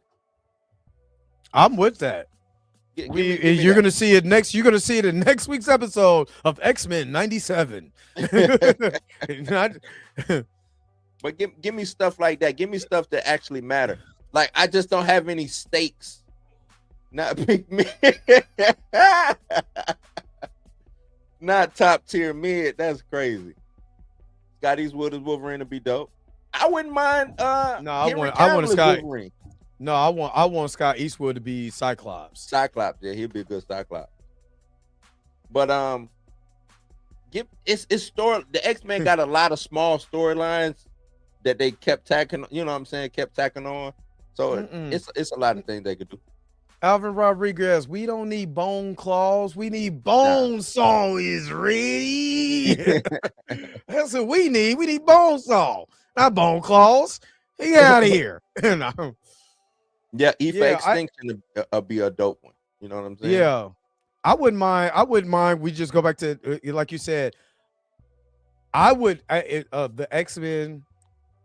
If I was to pick a comic X-Men team, we're gonna wrap it up because my headphones are getting ready to die too. But if I was picking the X-Men team, I want to go John Sykes X-Men. Let's go old school. Let's go back. Let's go original John Sykes X-Men. And so that way it's a team that we never seen. You can still do John Burns, you know, suit the brown and the is it no? Did he have the no, he had the yellow and blue. For what? In John Sykes X-Men, John Sykes X-Men, yeah. Yeah, he's yellow. I mean, you can he was yellow and blue on that, but in the Wolverine comics, he was brown and tan. The brown and tan. You can do all of that. And that would still be dope. I wouldn't mind Henry Cavill coming as Wolverine. You know what I'm saying, or any of that. I'll be cool with it. You know what I mean? But I would rather have that. I would rather start with that team, so that way you're not tied to anything that the Fox X-Men did or anything else. Yes, Stizzle, we don't need that. That I hated that. That noseless slogan. You didn't like noseless slogan? Man, and he had the bandana. He was out here cripping. Bandana. He was out here cripping with no nose on. I was good on that, man. I was good on that. Nope. Yeah. But I'm more interested. I want giant size X-Men. And I think that'll be a dope team to start with. You know what I'm saying? That'll be a dope team to start with. You could be able to introduce a lot. You still got a core member characters. You can still introduce that. And then you can go into those. You can literally take some of those 70s storylines and just update them for today's time. And you might have a hit on your hands. Yeah. That's just me personally. But no, I'm with that. What would you want? I'm with that. Now, I think this is what the MCU needs to do. Get rid of or retire the Avengers. After this retcon or whatever, retire the Avengers. X-Men is now your new who we gonna beat up on? Who was all the grifters and everybody gonna beat up on without no Avengers? Without no Avengers. No, because the MCU, the bad thing about the MCU is, or what they probably forgot is, they just need one property to concentrate on. Once they got away from just being Avengers property, it went haywire. You know what I'm saying? So going forward, F the Fantastic Four, F the Avengers, concentrate on X-Men related stuff, and you'll be all right. I'm with it. You'll be all right. So don't give me Avengers, don't give me X-Men, and don't give me Fantastic Four all trying to maneuver and do shit. Too much. I get it. But let me ask you. Last question. Yep. What did you think about? What do you think about the teaser trailer? And what do you see going forward after that? This is the last question. Teaser trailer, it was fine. It didn't do nothing for me. It was fine. I like seeing Cyclops. You know what I'm saying, in the suit. My younger brother was a big Cyclops fan growing up, so he probably liked that. But it didn't really do too much for me. You know what I'm saying? It okay. Scott shoots lasers out his eyes. You know what I'm saying? Okay, cool. On to the next, I guess. But and what was your other question? And What do you think they're gonna do going forward? What do you think the plan now to promote this movie going forward? I don't know. Maybe Super Bowl. Marketed during the Super Bowl, but I'm thinking more so Spider-Man will probably be marketed at the Super Bowl. I really don't know how they market this movie, man. But the thing is, if Spider-Man doesn't have nothing to do with Doomsday, I really think that they're going to be in trouble. I really think they're going to be in trouble because who cares and what the F? You know what I'm saying when it comes to Doomsday. And I know they're trying to nostalgia bait us to death with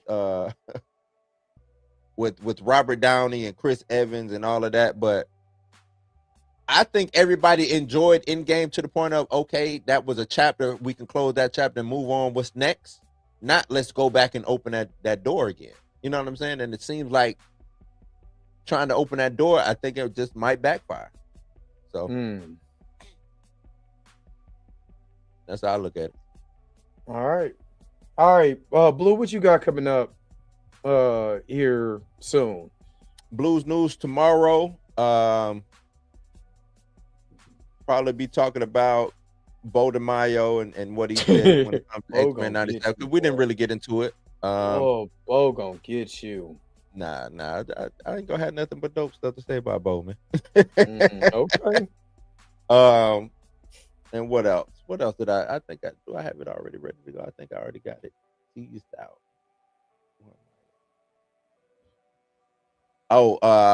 Marvel wanting Jordan Peele and all of that. That's probably my main thing that I'll be talking about. Okay. And then tomorrow, we'll start right back up. You know what I'm saying? I'll cover Birdman's beef. I was gonna do it last week. Might as well start off here before it's time to close up shop when it comes to this year. So yeah, we'll put something together. We'll put some together, but I will be on in the morning. So, and Tucson is Haitian. Well, that's another episode of the Blerd AF. I'm not trying to have Tina. Tina go come back in here just out of the blue and talk crazy to you. But nah. All right, man. We're about to get up out of here, man. Hopefully you guys enjoyed the show. Make sure that you are checking out my man Illuminati at the Blues House Live. If you're not subscribed, and make sure to check me out back in the morning with another episode of the Dre Max Show. All right, then. So next time, I'll let you guys later. Peace and vibe higher, man. Enjoy the rest of your night. And if I don't see you, enjoy your New Year's. Where's the outro? Let's get up out of here because it's time for us to go.